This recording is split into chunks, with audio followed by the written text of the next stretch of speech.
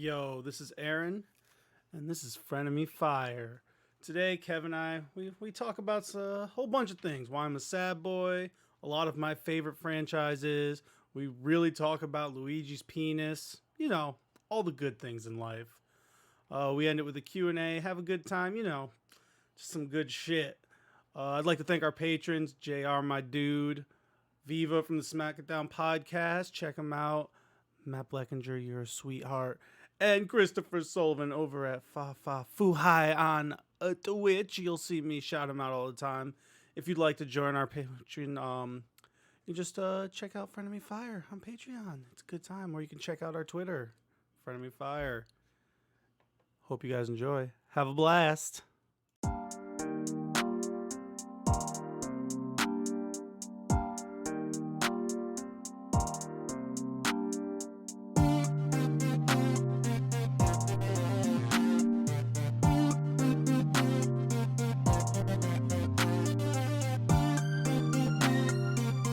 It's really good though. I have a little wine cooler again because Tina thinks I'm an alcoholic, but I just like fruity yum yum drinks. I'm banging, bro. I've only had caffeine the past couple of days, and I'm like, maybe I should not today. So in my mind, this is science.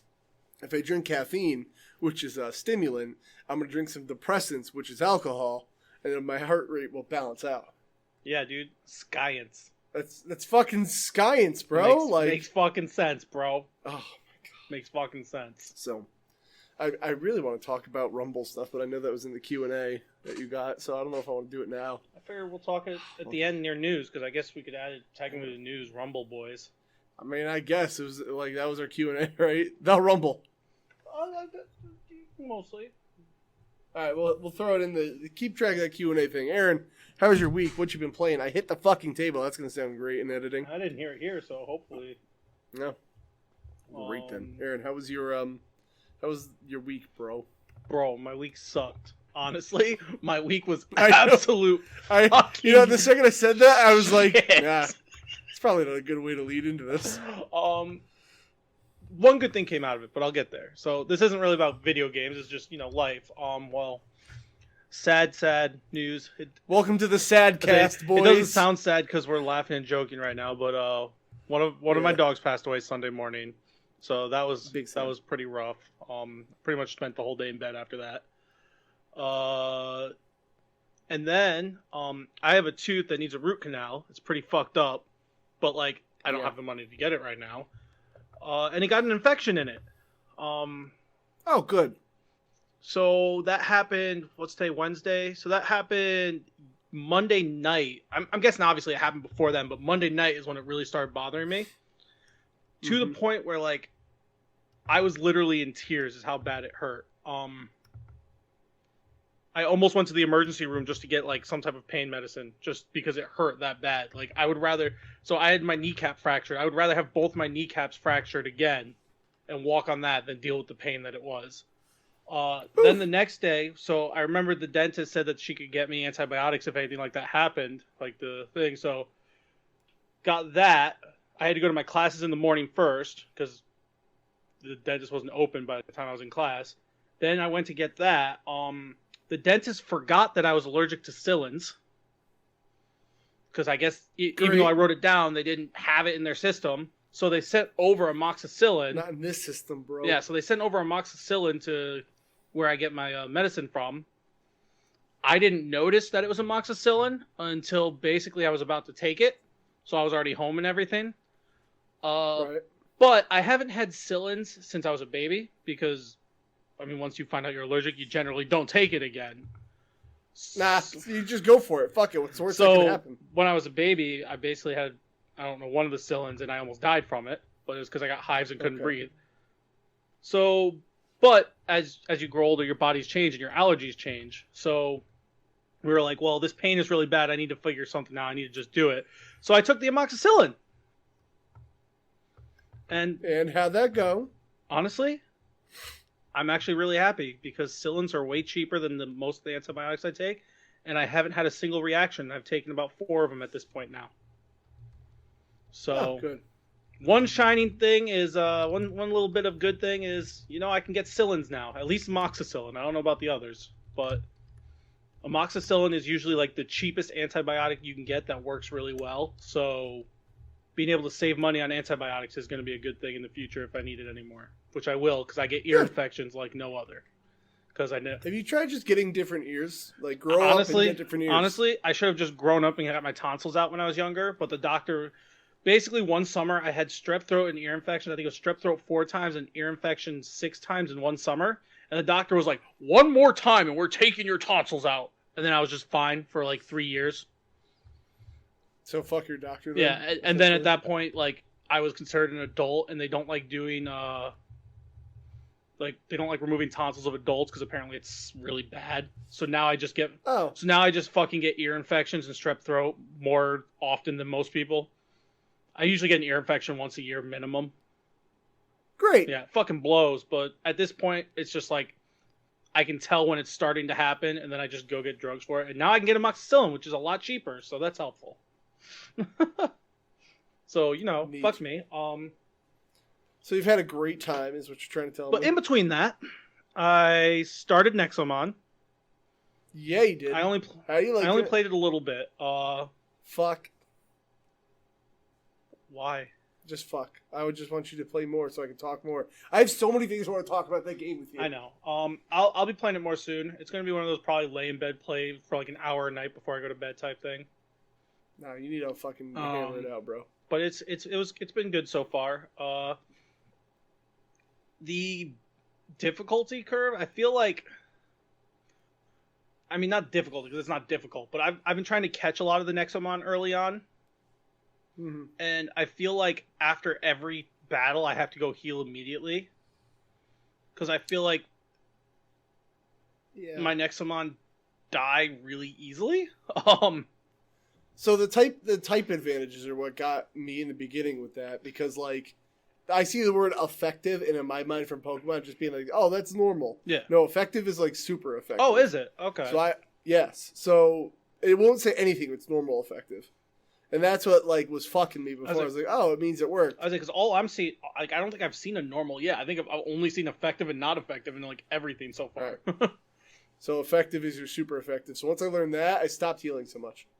That's fair. A lot of it's just gonna come with like just playing and learning the game because it's Pokemon, but it's also a lot different in its own thing.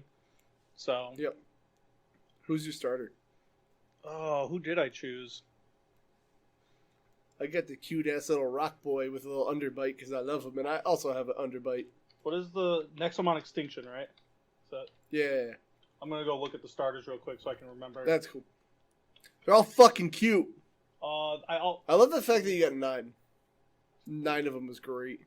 I think I was on the fence between Dumb Gecko Boy. Gecko.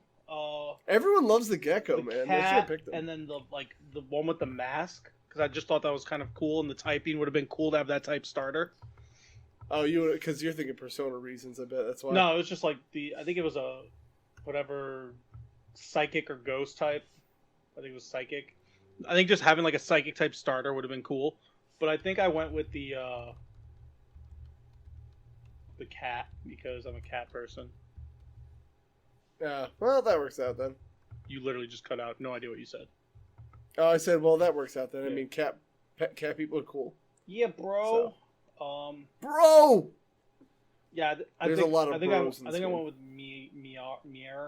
Mirn, I assume. Yeah, that one. I think. There's no Nexomon anime for them to say their own names, so, like, I don't know. It could have been, like, Mairn, for all I know. Yeah, so, yeah, because the other one I was thinking of, it's like Maskedy. Mask Kitty. Oh, Yeah. funny. It looks like a cat with a mask, honestly, but I don't know. I didn't. I feel like I should have, though, but there's like that psychic. I'm glad I didn't, because there's that psychic ghost area, like, right near the beginning. Yes. So I just got a psychic and a ghost type from there. But yeah, so Nexomon's been really fun. The little bit I've played is really, really enjoyable. I'm gonna play more. I just don't play my Switch as much. I mean, it was on everything, but it was just when I was like, eShop card, I guess. Fuck it. So. And then I've been playing, obviously, baseball and Madden, but not as much. And then I started Andromeda, because I want to give Andromeda another chance. since There you since go. I never officially beat it the first time. And Mass Effect is like my favorite series. And later in the news, we'll talk about the Mass Effect remaster a little bit. We will do that. And I had the Elgato up the whole time. So, whoops. Everyone sees our news docket. Or they did, but whatever. It's probably fine. I don't care. Fuck it. I don't care. It doesn't have your penis size on it. I deleted that. Yeah, that was earlier. That was for other things. Yeah. Weird that you had like the CM after it. I don't know what that is. I measure inches. So what was CM? Well, you see, you need so many CMs to get to 1 inch, and I don't quite make it there. Oh. So Oh. there's no point in doing inches because then it would just be like a decimal. I know you suck at math, so you don't even know what a decimal is. Oh, super bad. Actually, all right, real story, real quick. I always have arguments with Tina about how to use a fucking measuring tape, and like, it's dumb things like you have to hold it level, and she'll tell me a measurement, and I'm like, you're not looking at it like level. Like she's holding it this way, but like she's down here. I'm like, no, you have to like get eye level to see what it is. So we were measuring our family room wall because she wants to get some like basic white girl clock. I don't fucking know.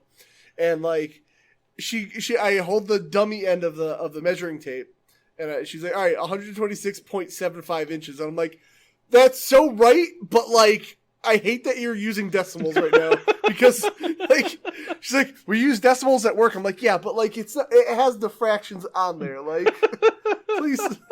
I was just like, okay, 126.75, got it. Can't do that 3/4, baby. So That's anyway. actually funny. I love that girl. Every time she holds a measuring tape, I'm like, you got a different number every time. It's time to fight. Oh my god. Anyway, Oh, and I've been playing Yu-Gi-Oh a bunch because I hate myself. why do you hate yourself? Because I miss Yu-Gi-Oh because I miss competitiveness without having to be physical. Oh, okay. Honestly, I just like outsmarting people, and the game's good for that. Especially now that I want to. it doesn't have the issues. So like, in like most card games, there's something called power creep, where basically it's just like the game keeps getting faster, stronger. It was to the point where like a couple months ago in Yu-Gi-Oh, literally you just wanted to go first and you'd basically win almost 98% of the time you went first.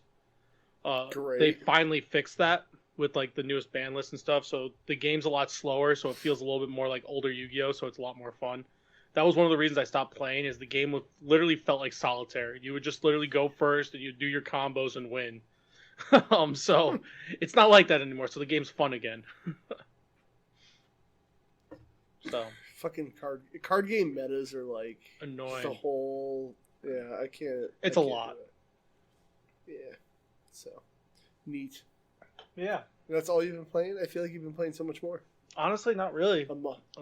How's Among Us, bro? I've only played Among Us like once in the last week. That doesn't sound enough. It's not enough, but it's just I've been busy and sad and in pain and So, like, grow up, motherfucker. Anyway, I'm sorry, Aaron. I know I love you. Eat shit. Cav's a fucking cunt.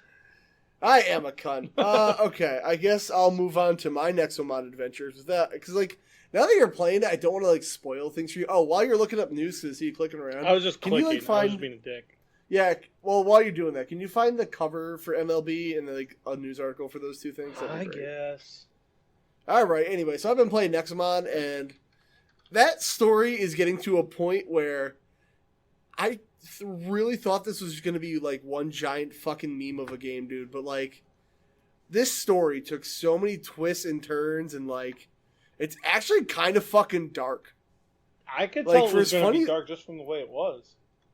Oh, this game starts really funny, but, like, holy shit, this game's getting dark as fuck, man. Does it at least keep its humor in the darkness?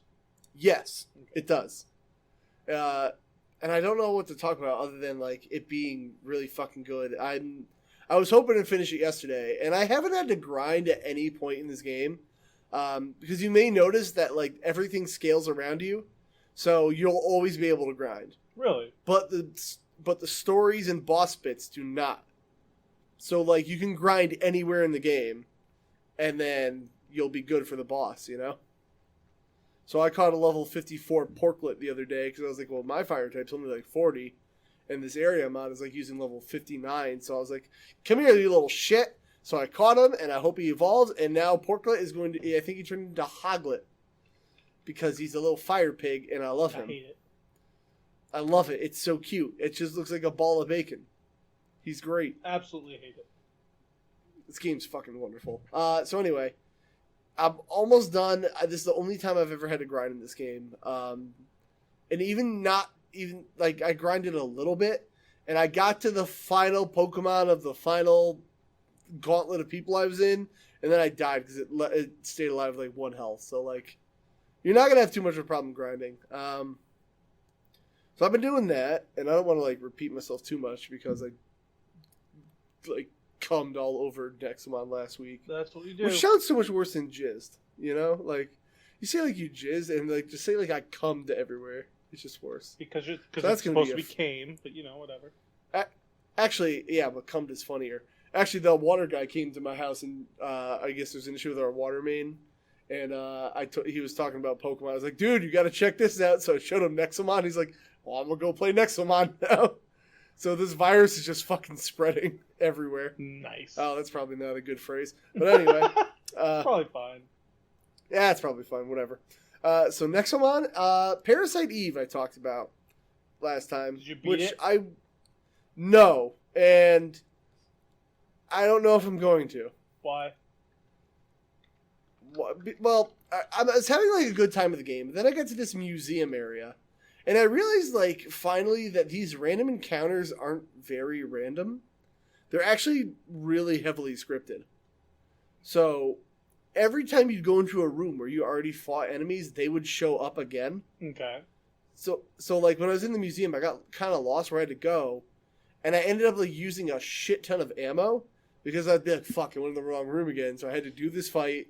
Then I used the ammo. Yes, I know in hindsight I could have used the club and melee attacked them, but like some of the enemies like were too fast and went zoom zoom zoom across the screen. So like, yeah, the melee attacking was just not going to work out. So after I got out of the museum, it gets right to this part where like Aya's got to like jump on a helicopter and go fight Eve, and the game is like, you know, I'm thinking this is one of the chapter transitions because every time it does that, it's like, hey, do you want to save? Like the chapter's pretty over. I was like, hell yeah, I want to save, because that was a pain in the ass section. And then I get dropped off, essentially, at a part where I go to fight Eve, and I can't leave the island, and I have no ammo. Hell yeah. So, like, I'm fucked. And then I asked our resident Parasite Eve expert, Chris, how fucked am I? He said To very. which he was like, you can't leave. I'm like, nope. He's like, you got a backup save, which I know people like always say like in like Bethesda games, oh, have a backup save because like you never know. That's not good game design to me. Like I shouldn't have to have a backup save because you planned poorly, or I planned poorly, however you want to think of it. Yeah. But like, I don't really like that, and like, it sucks because I was having a good time with that game.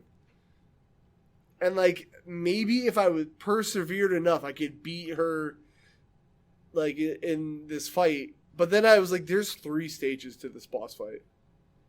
I do not have enough ammo for this. And there's no way to get any during the fight. So, like... That's rough, dude. I'm kind of bummed, because I was having a great time with it, but, like, I don't see any way to really progress. It's funny, because I had that issue the first time I played my second favorite game of all time, Final Fantasy X. Yeah, how'd that go? So like in Final Fantasy X, have you played 10? Yeah. Okay. You know at the end, basically you go inside of Sin. Mm-hmm. Well, once you go inside of Sin, you can't really leave. Right. And in that game, grinding, it's not really levels. You get the sphere grid. Mm-hmm. Well, inside Sin, at least, so obviously I played the old PS2 version before the international release, which the international release you could grind, like you had skills where you could grind for certain spheres to be able to do that. Yeah, see, I only played the new one, so I don't know. Yeah, so originally, the skills were like you could attack and get a speed sphere or whatever they were called, the power spheres and stuff. Those weren't in the original PS2 version, those skills. Okay. You just got them randomly from what like certain opponents gave you certain spheres when you beat them. Okay.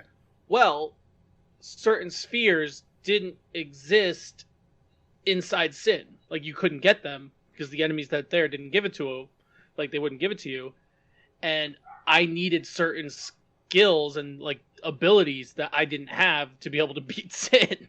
Or be able to beat Broska's Final Aeon. Great. So my first time playing through the game, I think it took me like 35, 40 hours to get there. I get to like right before the not final boss, the actual boss that's hard final boss. This is your first playthrough? First ever played through the game. It's amazing that I went back and replayed that's it. Rough.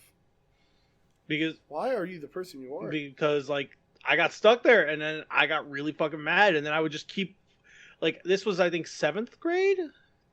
Oh, so you had nothing better to do. You're like, Yeah. No, it was middle school. I'm gonna beat this. It was middle school, and I think there was like one weekend I probably spent like 16 hours just trying to beat Broska's Final Aeon. Oof. It literally got to the point where I just quit and I stopped playing the game and I went back and beat it at a later date. A new playthrough. That's fucking rough. Yeah, I liked the rest of the game enough that I was able to do that. But yeah, my first playthrough, I never beat Final Fantasy X originally because I got stuck on the like basically final boss because I didn't plan properly. I didn't, like you said, have a backup save because I'm fucking middle schooler. Why the fuck am I gonna have a backup save? I really don't think that's a good excuse. People are like, oh, you should have had a backup save. Like, no, that's shitty. Like, that's a shitty way to fix that problem. 150% agree that like I even to this day I never do backup saves. Like if I get stuck, I get stuck. It's fucking like that's not. If your game design is bad enough that happens, like I don't know. But I mean, I will say it's old game problems. Yeah. Also, don't mind me. I'm trying to copy a ROM file to make sure something works. Because this goes into another story I had. You're good. But that's a shitty fucking excuse. I will say, like, at least with, like, Final Fantasy X, like, the other versions, because, like, America always got a different version of all the games originally than other places. So, like... Which is dumb. Super dumb. But, thankfully, the international release, once we got that, fixed that problem, because you, like, one of the first skills you get for, like, all the characters is, like, I can go get a power sphere by using this power sphere attack. Right. Which... I think was good, and like that's why the international release version is so much superior besides all the other stuff. But yeah. What about the laughing though, Aaron? Because that part's bad. You want me to rant right now about all the shitty YouTubers and ignorant Twitch streamers that don't know shit about the game that are just hyping? Shut up. Why would you say that Twitch streamers are super ignorant? How fucking dare you, bro? I'm sorry, bro. We're like the master content creator race, bro. Yeah, bro. The potential. There are people out there that actually have that fucking big of a head. Can you imagine that? Yeah, there is. Yes, I can. Oh no, I deleted fucking Addams Family. Anything but that. No, I don't think I'd ever play. So I can download the Master System and Game Gear libraries. I mean, I bought them and they are super legally bought. The entire library? Wouldn't that be expensive? Yeah, bro. It would cost me like at least like $6. So. Damn, dude. Dude, I was like rolling in it. So anyway. That happened, and then so I was trying to play because I was like, all right, Parasite Eve's down. I gotta play something new for my handhelds, and I forgot I put a TurboGrafx emulator on there. So it's like, oh, let me try to find something, and I think originally I put on something called Night Creatures for TurboGrafx. I was like, well, let's go see what this game is. It's fucking terrible. Don't worry about that. So then I was like, okay, let's try anything else. So I think I put on New Adventure Island, and I was like, oh, let's try this out. And then for some reason the TurboGrafx simulator just doesn't want to fucking be. Imagine more things to do with the TurboGrafx that suck. So what's your issue with the TurboGrafx? It just sucks. I thought you were all Neo Geo was the sucky one, bro. They all suck. Oh, no, just all of them. They just all suck. I hate them all. Okay. The more I look into all of them, the more I hate them all. I mean, honestly, I never really cared for a TurboGrafx or a Master System or anything like that. I know people shove me down my throat, be how dare you not talk about Tails Triple Trouble on the Game Gear? It's the best Sonic game. First of all, no, Sonic game's not that good. You need to let it go. Beyond that. You trying to fight right now, or are you trying to fight right now? I'm trying to fight right now literally all the time, dude. Sonic's my shit, bro. I will. Okay, well, you go write your furry porn and do whatever you want. I don't really care. I can't help it. Sonic is better than Zelda. I mean, look, I know you're a Sonic fan, which means I know you're into furry porn, but you just keep it to yourself. I hate you so much. We're gonna get fucking railed. Hate mail, all of it. I can't. Actually, here's Kevin's address. Send it there. Sick. Have you ever heard of Peter Netter on YouTube? No. He's like a Sonic fan, but he also like makes fun of Sonic fans. So So he like did me. Love it. yeah, kind of. He did a whole video, talking about like going on old Sonic videos, like Screw Attack videos. He's like, I'm just gonna read the comments, see how fucking weird people are in here. It's like, I can't believe you are hate on Sonic. Sonic is best character, and Amy is so pretty girl, better than human girl. It's just like all these fucking broken English, like Sonic fucking weirdos that are like commenting on a 12-year-old video 2 weeks ago. Nice. Like, fucking Christ, Sonic fans scare me. As they should. So yeah, I was like, okay, well, I needed a good handheld game to play. The TurboGrafx thing didn't work out. The fucking Mega Drive, well, that wasn't the Mega Drive. Point is, I landed on Asteroids for the fucking Game Boy Color. Why? Because I'm a psych. I don't know, because I did it by randomizer, dude. Why was that even on your list? I didn't. It wasn't on my list. So like so this Genesis emulator also does Master System apparently with no issues. You can't see it. I realize you're over there. I forgot, but it works. So that's cool. Anywho, yeah, Asteroids on Game Boy. Well, it's Asteroids, Aaron. That's for sure. All right. It's all right. It's that. I mean, I'm not having a bad time. It's just like it's Asteroids, man. People paid money for this back in the day, and they were like, "Wow, video games." I think. I think. Like it's really though. It's not like a bad game. It's just like it like has these weird power ups that don't seem to really do anything. It's like, whoa, you got Armageddon, which like puts out like a little wave around your ship and it destroys some boulders, I guess. That's dope, bro. Video games. That's man. That's a great power up. Why you hating? Why you always hating, bro? Honestly, Asteroids always comes down to me staying in the center of the screen and twirling around. But the second I have to like actually move the ship, I might as well just call it. I'm like, no, this ship's gonna go wee, wee, and then I'm fucked. Like, there's no coming back. So my new handheld game for the next while is Asteroids on the Game Boy, and when I will stop playing it is like, I don't know. You know what the weird thing is? The PS1 version is actually pretty good. Is it really? Yeah, they have like all these different maps and stuff and like different little gameplay. Like there's a PS1 version of Pong, which is actually really good. Of course Sony does it better. I don't know if Sony made it. It might have been some Midway or whatever, but like, dude, it's got like weird like different skins and like different rules you can put on. It's actually pretty good. Love it. Love it. So yeah, I'm playing Asteroids on the Game Boy Color because somebody asked for that to be made. That's so weird. Once. I don't understand life. I don't understand why I chose to go down this path, but here the fuck I am, man. Oh, if you weren't too busy watching AEW instead of your friends tonight, I'm thinking. You want to play Among Us? No, I'm thinking about streaming some Mario tonight.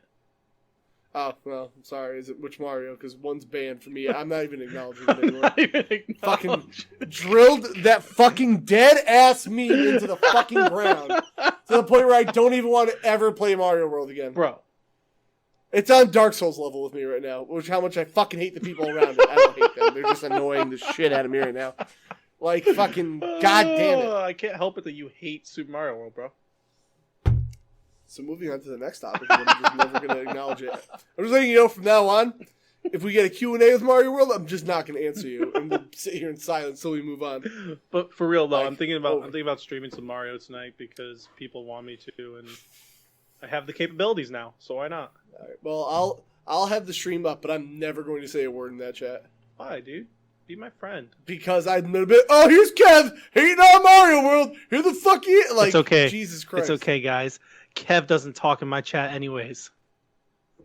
You don't stream, so I can't. What am I going to do? Just sit in your fucking offline screen and go, hey, Aaron, how's it going? I streamed the other day. No Kev to be No, found. didn't. Where were you? What time? It was like Saturday, I think. What time? In the evening.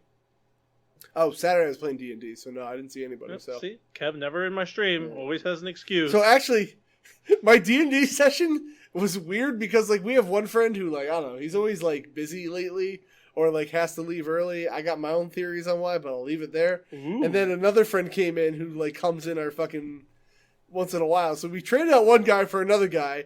and he's a paladin who hates dragons, and I'm a fucking dragonborn. So we have this like Goku Vegeta rivalry going on right now. But the real question is, do you kiss like Goku and Vegeta? Oh yeah, well I'm not gonna kiss him. I want to fuck only dragons, and he only wants to kill dragons. So he goes, I fucking hate dragons. I'm like, well, I fuck dragons, so we can be friends. But like we have this. So anyway, we have this weird relationship right now. We're like. We're like, okay, we're not going to kill each other, but, like, at the end of our adventure, one of us is going to fucking kill each other. So we ended up, like, cage fighting in the middle of our party the other day. So the real question is, just like, when is he going to come in on you fucking a dragon and cut its head off while you're fucking it? Well, we both have the same goal to reach Icefire Peak and fight the white dragon. I just want to bang it first. That's all. So there, dude, there's the plan. If you want to do that... So the final boss right there. I'm not into necrophilia. We're not killing the dragon and then I'm banging the dragon. You bang the dragon, and then while you're banging the dragon, the party jumps in and kills it. That way, you kill two birds with one stone. Fucking 3, dude. It's just you kill two birds with one Far stone. Cry 3? It's make a fucking intimacy roll. All right, here we go. It saves you from having to do the full on fight, sneak attack it, dude. Our DM gets so fucking annoyed because we'll just like he takes it like not seriously to the point where he's like, guys, get fucking serious. He's like, he wants to have a good story, but I'll just say some dumb shit and I'll be like, I'm gonna start scamming the town via trivia based on dragon knowledge. And he goes, what the fuck? I was like, yeah, I need to make some money and I'm half a dragon, so I'll just like play at somebody in the crowd that was in our party, and I gave him all the answers. And then I'm the host. I'm like, all right, guys, let's test your dragon knowledge. And like, it's a trivia show. You put some money in, and my DM's like, that's the stupidest fucking thing I ever heard in my life. I go, well, you asked me what I did all week. He goes, you know what? Make a fucking roll. I'm like, what kind of roll? He goes, I don't fucking know. A charisma roll. And I'll get like a crit 20. He's just like, what the fuck? Okay, so you set up a fake game show in the inn. I'm like, hell yeah, I did. You're such a fucking fuck. He's so annoyed by half the shit we do. He's just like, okay, so you got the baby pig and he's now your best friend. Like, just a dumb shit. We're just like, hell yeah, D&D's cool. He needs to realize Kev hates stories, so he doesn't need a story. He just needs that. He just needs that awesome gameplay. Another terrible misquote that we're just gonna run into the ground. But all right, let's go with that. That's how it works, Kev. That's how your friendships and love works. I fucking hate all of you, but fine, whatever. It's fine. Whatever. Eat shit. Fuck you. I hope you die. Oh, so I have so I love how that reminded all you of this something. shit. No, well, not really. It's actually, speaking of like games and things I'm gonna beat. So I have like all this shit on my queue right now because people just keep suggesting things, and I'm like, oh, I do want to play that. Oh, I do want to play that. Yo, put Golden Sun 2 in handheld. No, Jedi Fallen. No, because I want to stream Golden Sun 2 because I streamed the first one. Handheld was like my off stream. I got to play this for myself game. Yeah, but Golden Sun 2. But I could play GBA on a stream. That's the thing. Like I could do either way. Okay. So you want me to not stream Golden Sun? I just want you to play it. I don't care if you stream it or not personally. I mean, I'm gonna, but like I have so much. Like I've been wanting to play a Tales of game for. I'm gonna put that on here for so goddamn long. This queue is getting out of hand. Make it Symphonia. No, I've done that one. That was On the one. stream? That was the first one I ever played. Yeah, but that was not popular at the time. Weird. Like nobody watched. That was like my era. Actually, you know what? I'm sorry. I was doing shitty YouTube Let's Plays at the time, so nobody fucking watched. Yeah, so you got to replay it for the stream, for the crowd, bro. No, I want to move on with the series, dude. It's such a good game, though. I hear. So it's a wonderful game. Oh shit! God damn it, Kev. So this anyway, is why we can't have nice things. Reshare it. So no, I'm gonna reshare it. So the thing is, like, now my face is giant, isn't it? Your face is not even in the realm actually right now. But anyway, so like I do want to like replay some games, but like RPGs are just so fucking hard because like they take a lot of time. Okay, I don't like you anymore. We're not friends. I'm sorry that Dragon Age's shitty controls and shitty quest activation made me not want to play the great story. I don't understand the quest activation thing. So like, I can understand the gameplay, but like the quest activation thing doesn't make sense to me. I would make a fucking quest active and Right, the map wouldn't change. Here's my thing. You already explained it. Here's my thing. No. This is my thing. Okay, fine. Anitra is worse than you with maps and stuff, and she was able to beat that game without me. Okay. So I just don't understand the quest thing. That's all I'm saying. I don't know. Same reason why when I was playing Nextmon the other day, I had two people, including Static and Champ, being like, oh man, this part was bullshit. I couldn't find any of the generators. Oh, one was like really hard and I did it no problem. I don't fucking know. People are different, man. What do you want me to tell you? You're weird. Probably Anitra's a smart, wonderful, beautiful woman who can figure things out for herself. She don't need no man. Only some of that's true. Not the smart part. Look at her boyfriend. How smart can she be? Well, by comparison, she seems super smart. No, that's the sad thing. So anyway, I'm glad she only listens once in a while, so she's not gonna stab me. That's why, so Tina was working from home for the past 2 days because like we got snow everywhere. Oh yeah, it's bad. And this is like kind of insulated, but it's not super sound insulated.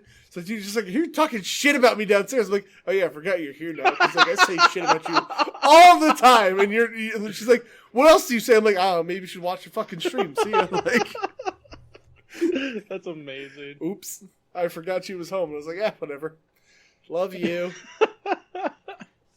We also, last night we had I posted on Twitter because I was really proud. Have you ever watched Good Girls? Never heard of it. Do you know who Christina Hendricks is? The actress? No, not really. Well, point is, this woman has the most unproportionate, perkiest tits in the world. And, like, every scene of the show is just her, like, boom! Look at these motherfuckers! Like, in every scene. And I was just like, all right, Tina, I gotta say 3 things about the show. Number 1, her eye is always twitching. Number 2, those fucking things are just so distracting. She's like, oh my God, I've been waiting for you to say them. Like, I thought you were going to kill me if I talked about how big her tits were. They're so, like, bam, look at these things all the time. In every scene, she, like, seems like she's purposely, like, let me put these things out here. Like they're fucking distractingly large. Damn. Yeah, right? I'm a proportion guy, and, like, she just looks disproportionate. I'm like, I feel like she has back problems. Yeah, probably. Yeah, probably. So that sucks. Anyway, so that was our week, and I don't have anything else to report other than yeah, I'm probably gonna. I don't know. I'm feeling point and shooty. Like I have this queue set up, and I kind of want to play like Black Ops or something, or Half-Life 2. I need to play Fortnite again. We should play some Fortnite soon. I can play some Fortnite soon. I don't know if we're playing D&D Saturday. Dude, let me know if you're free Saturday. We can play Saturday. I don't do anything on weekends besides school stuff. Nice. Let me ask them again. And then I'll have an answer for you soon. Hell yeah. I was invited to be on the other podcast again Saturday, but I don't know if I'm playing D&D, so I'm gonna get roped into being a guest host again that never leaves, aren't I? Yep, probably. You're dumb like that. You're like, oh, I'm a nice guy. I do helpful things, and I'm good at talking for some reason. My character is a great intimidator and charismatic individual, but yes. Oh, we got another Q&A because I'm on the Friend of Me Fire account. Do we? I haven't. Yeah, it's from Chris. Oh,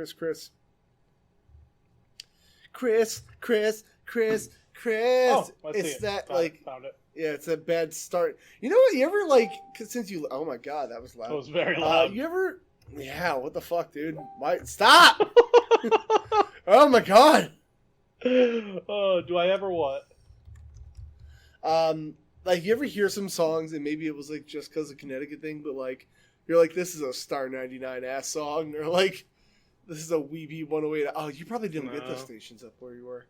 I don't even remember the stations at this point. The only station I remember I used to not listen to was 92.5 because it was country, and the only reason I remember that is because the pop station here in Ohio is 92.5. So when I was younger, I used to always say, "Oh, I'm never going to listen to 92.5." And then my dad makes fun of me. He's like, "You listen to 92.5 all the time now, bitch." Yeah, well, I was like, "You know what? You got me."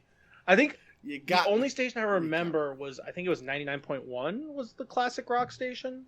Yeah, but the problem is they play the same fucking songs every Yeah, Gay. they were starting to get pretty bad like right before I moved, but I used to listen to it a lot like in middle school and before because that's how I discovered a lot of like the different rock songs that I didn't know at the time.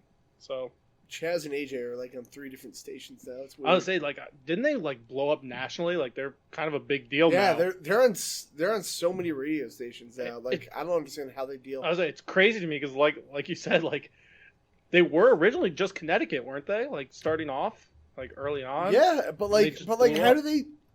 How are they on so many stations now? How does that work? I don't know. I'm sure that a lot of things are like it's literally they just do one show and then it's put on different stations. Huh? Weird. I don't know exactly how it works, but Yeah, I could ask. weird. I have one of my buddies who's like trying to get into radio and has been doing a lot of stuff with it. Like I think last I knew he was doing stuff at a radio station. I feel like radio is probably a dying medium. Look into like something else, man. Have you tried podcasting? He does. He actually has a very successful podcast where he's What the fuck? it's sports based, which is why I've never really mentioned it on here. Um, Well, whatever. Give him a plug. But- Like he needs our fucking audience. I was but say he still. definitely probably doesn't. He's actually doing really. I'm actually going to try to get on his podcast here soon, which is actually kind of cool. Ooh. He's invited me, but yeah, his is a big sports. He's interviewed a bunch of like the bigger like Cleveland Browns players because it's based in the Cleveland area, a little bit outside Cleveland, but he's like interviewed some of the Cleveland Browns players and other things like that. So he's doing really well, and yeah, Gotcha. he cool dude. Well, I like alright him. then. He cool dude. I like him. Yeah, he's another one of the cool people I've met through the wrestling world. He was a ring announcer, but yeah, no, radio surprisingly is still doing really well. Really? You got to think, dude. Like every single store in the country has a radio station on at all times. Yeah, well, yeah, but like if you're not like actively listening, I feel like it's a kind of Yeah, but even just that, like that's gonna keep radio in business. A lot of car trips, like yeah, I know, like most of us will have our own music and stuff, but even then, I still listen to the radio sometimes if I'm just like, I don't know what to listen to. I'll throw the radio on, and I don't know. You gotta think the generation before us is gonna listen to the radio until they die, well. and Eh. it's kind of like so. The radio is also kind of just like branching off. I know like they're like a lot of the radio stations usually like are using the radio to promote their own podcasts and their own different mediums now too. So it's like kind of like it's a weird business that like now it's like they know that radio itself isn't the biggest thing anymore, but they're using it to help push other mediums and continue to bring money to the market. It's kind of cool. I guess it's just like a weird transition thing. I don't know. Yeah. I mean, with everything technology, you gotta think it's just things change. I mean, like, Well, then there you go. yeah, it's cool. Radio. Let's fucking It was a random, radio. let's say random weird conversation on Friend of Me Fire, but you get those. You get those. Speaking of a random weird conversation in front of me, fire, Aaron. Let's see if anything is on the gauntlet because there's gonna be that day. I don't know why I read this as Parasite Eve 8, and I was like, maybe it's just on the brain. I'm so. Aaron, let's fucking. I'm really hoping some of these. Get a Destruction fucking- All Stars should be out now. That should happen. Oh yeah, it should. My buddy is super excited about that, and I forgot he had a PS5, so I was like, "Yo, zoom, let's play some PS5." From someone I heard it was good, but not great. That's fine with me. Let's see, Aaron. Let's see, 60. Oh, Rough. we put this high. I think we put this Because high. it looked didn't we? good. That was so The good. trailer looks fun. Okay, it looks like it has like one really negative. Yeah, dude, it's like all positive and a 140 one that's dude- bringing it down. Oh, there's a 50 here. So it's literally 140 Also, and this is why- 150. This is why we don't do user reviews. It's mad This about the game is a music. track. Sony gives it to you in PS Plus, but you must pay $5 to unlock each character in the campaign mode, or wait until April and buy the game for $70. Actually, it's kind of shitty. Yeah, but that's not something to like shit on the game itself for. No, well, I mean, like it's a free PS Plus game. I wouldn't. I don't think you can give I it a don't know. 1 because of that though. Like, No, especially if the game is good to the fact where you want to buy more stuff. Like that means the Yeah. game should be higher. where is the in-game music? I don't have a Metacritic. Here, I'll get the fuck. So what's there about the music? Where's the music? I can't even read you. Get out of here, nerd. Yeah. I don't- Can't be reviewed for graphics and FPS. There's more beyond. Thanks, people. I'll never buy this game. Wow, that guy is aggressive. I'm gonna see what Yeah. this Let's go. Google Translate, help me. Another mediocre, cloney game with lots of little lights and empty stadium. I'm not saying this is the worst crap that currently exists. Objectively speaking, no. I feel like they're using the wrong words there. You can't give a game a 0 if it exists. Like 0 means it's not even real. All right, so before we just sit here and shit on people shitting on this, 67. I feel like it's literally 2 scores because there's only 2 scores under a 50, but like, or under a 70. I mean, but like, all of them are just, oh man, but they're so low that it kills it. That's so. Yeah, but you know what? That's the beautiful thing about this is that wow, I got fucked here. So you got 13. 13. So that puts you at 15. 15. I didn't see what my score was. I'll have to see my score again. You put a 72. 67, so I got 5. You got 5 points. Aaron! Let's go! Greatest alive! Fuck your insider experience. Insider experience? Oh, we never put a score for Oh, yeah, that's right, because we're going to wait till it came closer to coming out. Yeah. All right, I guess I'll just look at everything. All right, let's see if Biomutant has anything. I don't want to walk away with no belt here, because, like, you owe me... Where's my pizza at, though? You'll get it. Chill, bro. No, Biomutant, not out. I'm annoyed that if this is the only thing we fucking get out of this right now. Oh, wow, the one time you're not first place. Yeah, I'm sorry. Do you like losing? Because, like, it doesn't seem like most people like losing. I mean, I know you're, like, a big fucking dummy head. So. I don't know. Between you and I, there's only one of us that has lost multiple times. Just lost to the other person. I'm Aaron. That's fucking Aaron. That's what you sound like. You know that? No, you know what I sound like? Someone who beats you all the time. Well, yeah, so when you want to roll now? Come on out to Ohio, bro. I would, but I heard they got a lot of pro wrestlers out there, and they like to fight people, and I don't want to do that. Also, super happy Trey is back in Impact. Love it. Trey, who's that? Never heard of him. Oh, okay, cool. Bleeded Fury, come on! No. Just the PC one. Fucking, where are these games? I'm about to, watch this whole gauntlet. Hit copy, paste, and hit a space. Then you No. Because before you weren't letting it pop up there. You were just hitting enter. No. Okay, fine. No, you. You're ugly. Little Nightmares. This is yummy, great. yummy. This is great. This is fucking bullshit. Since you're the loser of today, you want to explain the gauntlet? We don't have a score yet. Fuck off, dude. We don't know evil. No. It would be Village. It's not going to be 8. Come on now. Anyway, it's by golf rules. If you're fucking Metacritic and things, we guess the Metacritic score of a game. Whoever is closer gets less points, and if you have less points, you get a title belt and a pizza. Maybe, I don't know. Pizza's a myth right now. Wow, someone's being a dick. Someone's butthurt they're losing. Oh, here we go. I was on I was on a Bill Goldberg level streak, and here the fuck Aaron comes in. You were on the streak because of one game. One game gave you a 15-point lead, and then it was impossible to come back from. And then Aaron comes in with the fucking cattle prod, just like fucking Kevin Nash, and he's like, "Not today, brother." That's how Kevin Nash says. Kevin Nash says that, and he's like, "Not today, brother," and then he fucking zips my nipple. And here we are. So what's the score, Kev? Let our viewers at home that can't hear it or can't see it. Let them know. Well, maybe they should grow up and learn to see.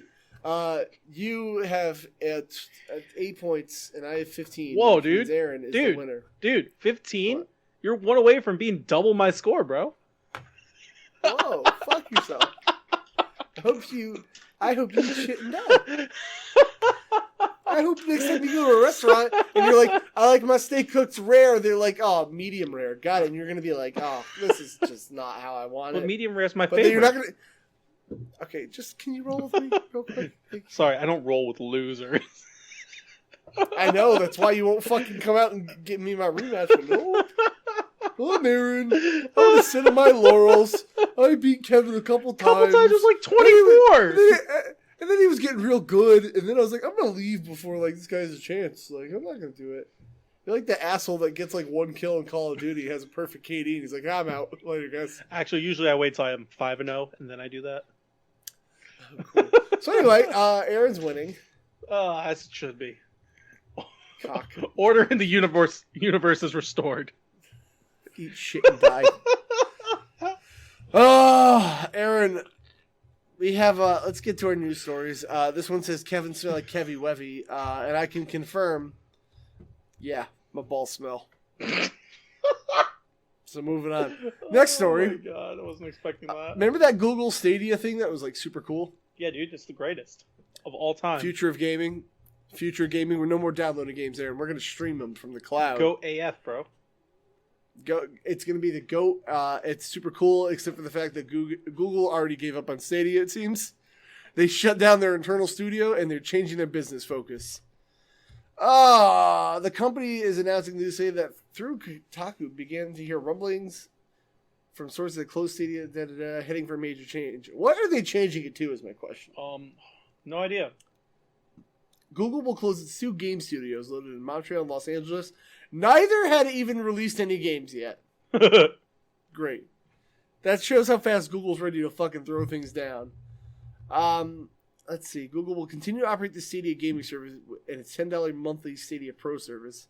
And it's unclear how many, if any, exclusive games will still come to the service, though the company has indicated it still sign new games and will bring more third-party releases to the platform. Okay, here's your fucking problem, Google. Is that the thing that killed this for me is that you always either had to buy the games and have the service. It was never one or the other. Unlike Pass. Like Game Pass, you have the service, you can play the games. And then it's fucking done. Yeah. Like, you buy it, here goes your service. And then they'll be like, hey, we're taking off Game Pass soon. Do you want to buy it? And I'll be like, oh, maybe not. I don't fucking know. Yeah.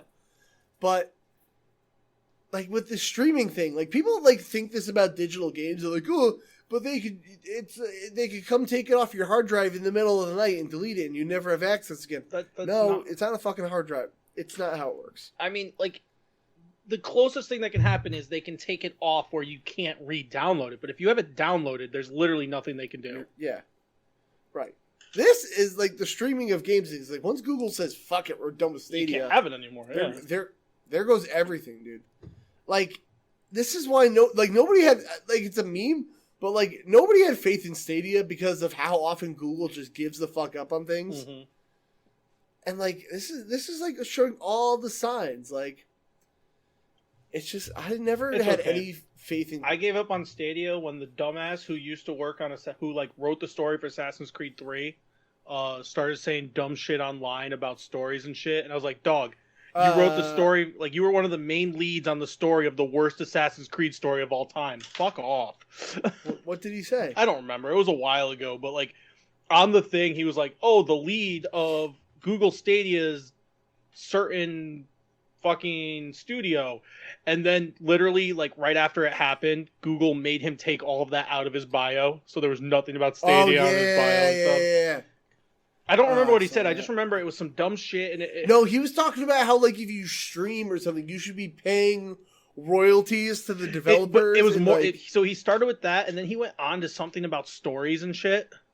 And I was like, dog, you wrote, like, you were the lead on the worst story in Assassin's Creed ever. And there's a lot of Assassin's Creed games. Jump off a cliff. But like, dude, I can't believe that guy, because I remember he was like, if you stream a game, you should pay royalties to developers and all like the company that you're paying it for. And the best part about that is he literally like 2 hours later was like, yeah, so I'm gonna stream this game. Yeah, and it was like, oh yeah, he's like, I'm gonna go stream some Fall Guys. Like, did you pay the Fall Guys guys? I think Fall Guys got in on it. I think they tweeted him like, bro, where's our royalties? Because like they don't give a shit. And it's wonderful. Fuck that guy. That guy's an asshole. So when I saw that and then I saw Stadia and his thing, like I already didn't care about Stadia, but then I actively like disliked Stadia because of that. I mean, people were already actively disliking. No, but like I just didn't care either way. Yeah. Then I went to actively disliking it because of that guy. So I'm gonna yawn. I need more caffeine. Woo! The other thing I saw about Stadia, which had me interested, like I like this idea of like, oh, I can open up Chrome and I can play Assassin's Creed, fucking whatever. Yeah. Or I can open my phone and play and like just pick up where I was like going. The internet isn't good enough in most areas to do No, that.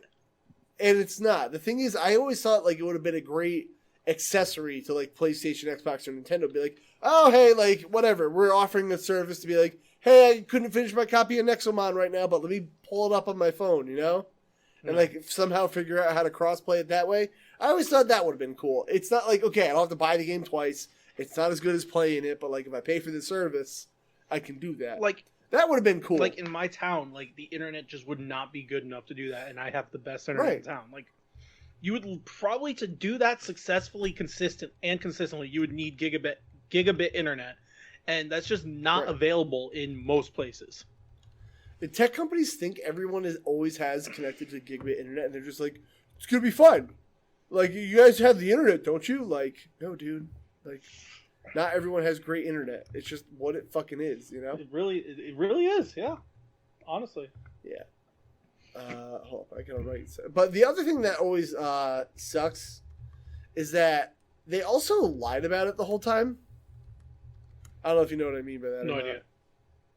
So they said, like, you're going to be able to play this anywhere, anytime. Just, it's available at your fingertips. Like, games anywhere. Bring it anywhere. Oh, that was the whole thing, right? Okay. Anywhere being provided you have a Pixel phone, and that's the only phone we supported on. Oh, nice. Also, this wireless controller that's wireless, it has to be wired to your phone. And you also have to have a Chromecast Ultra, even though we said it would work on all the other ones, but like... Fair. And they never fucking fixed it, so you know what? Fuck you, dude. Yeah, that's stupid. Yeah, so there's that. That was everything. Dumb. Yeah, big dumb. So yeah, there's that. Fuck you, Google. Except thanks for the Nest. The rest of the news is going to be pretty quick, honestly. I mean, yeah, I was kind of hoping. I figured you did the work. Really, What do you mean? you did all the work for the news. Normally, I'm the news guy. I'm the editor. I'm the producer. I upload it to YouTube because Aaron's too fucking lazy. It's fine. Wow, you're such a dick. No, you keep saying you've been gonna fucking upload them, Aaron, and then you're like, hey, could you just make a playlist? I for just me? haven't had the ability. Okay. Sorry, I'm lapping up all these excuses. I'm sick of you. I'm hanging up right now. I'm done. Don't This hang up. podcast is over. I can't carry this podcast by myself. Apparently you can. You do everything. Every single thing. Yeah, I do. I set up all the Podbean accounts. I set up all the Yeah, Apple 100%, bro. You're the one who emailed Honestly. Pandora 100 times because their communication is the worst. What was the last one? That's the last one we got added Yeah. to, right? Literally, like, what, 2 weeks ago, 3 weeks ago? I have another one we have to I've been get trying on. for 6 fucking months. We have to get on Anchor as well. That's free. Can't you just... I don't fucking All know how right, to do any of this. I'll dude. look into it. All right, cool. You have one assignment on top of your already busy You life. might Could you handle you that? might have to, like, to be able to do that, you might have to, like, re-upload it to Anchor itself, because I don't think it'll go through. Oh, Podbean. eat shit. Then fuck them. They're like owned by Spotify anyway. Figure it out, guys. I'll take a look. I I'll don't figure it know. out. I'll see if we can just do that. The only cool thing I saw about Anchor is that like people can leave like little voicemails, and so I can't wait for Chris to just call us going the whole time. And I'm like, wow, Chris, great voicemail. Thank you for your input. You are so handsome and strong. So I guess that was our news. Aaron, what's this Mass Effect bullshit? Why are you on Kotaku? Fuck Kotaku. Literally, the one article you put on here was Kotaku. You fuck. I know. I fucking hate them anyway. Oh my god! I literally just put there because it was the first one I saw. Pretty much, I was Great, just, that's deep journalism. it's fine. I just wanted to talk about Mass Effect. So Go basically, ahead. the trilogy's getting a remaster. As we know. And yesterday, I think it was yesterday or 2 days ago, they finally announced the date that it's coming out. So it's coming out on my mom's birthday, May 14th. Hey. For my mom's birthday, I'm buying myself Mass Effect. Real quick, Aaron. Yeah. I hate to interrupt you, but do you follow Cheap Ass Gamer at all? No, why? Because this thing popped up as I was trying to switch over to something. It's like, whoa, check out these deals. I'm gonna throw it on I'm just gonna throw it on the TV real quick. Wow, look at this great game on sale. One Piece, Grand Cruise PSVR Adventure. Of course. Wow. Yeah. Anyway, I'm like great. Oh, okay. This is why people hate anime. I do need to check that out though, because I want not the game, the Twitter, Right, yeah. the twatter. Yeah, no, cheap ass gamers is wonderful. Because Dude. I love cheap games.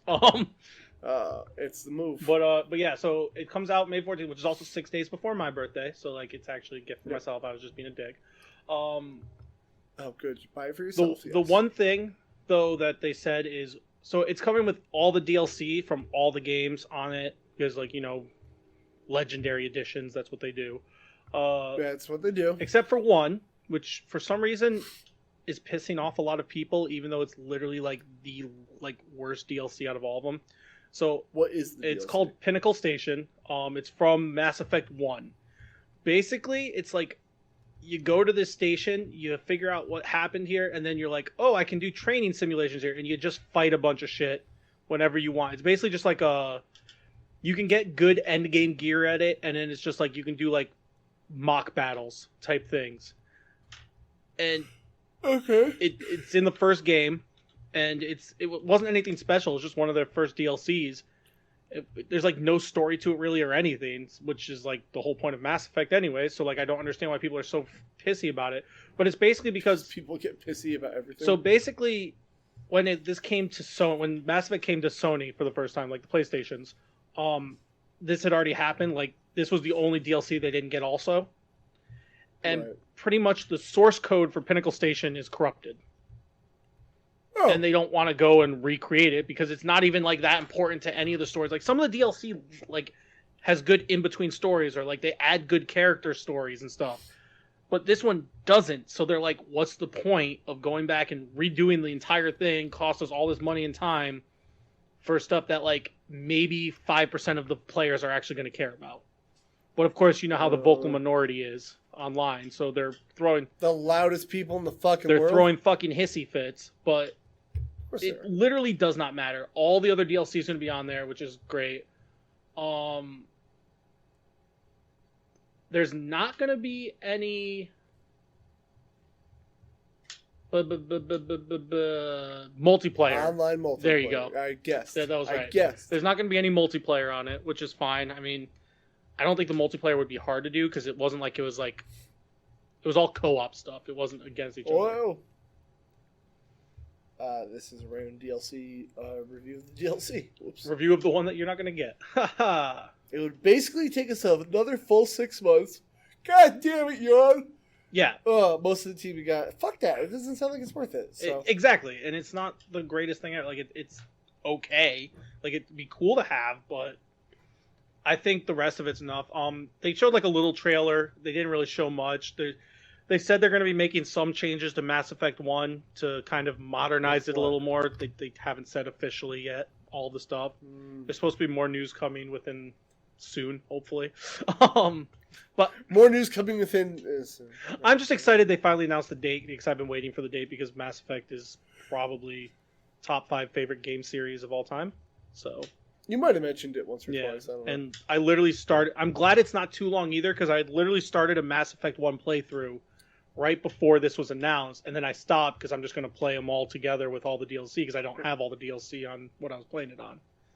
So, how long is the first Mass Effect? 20 hours, I think.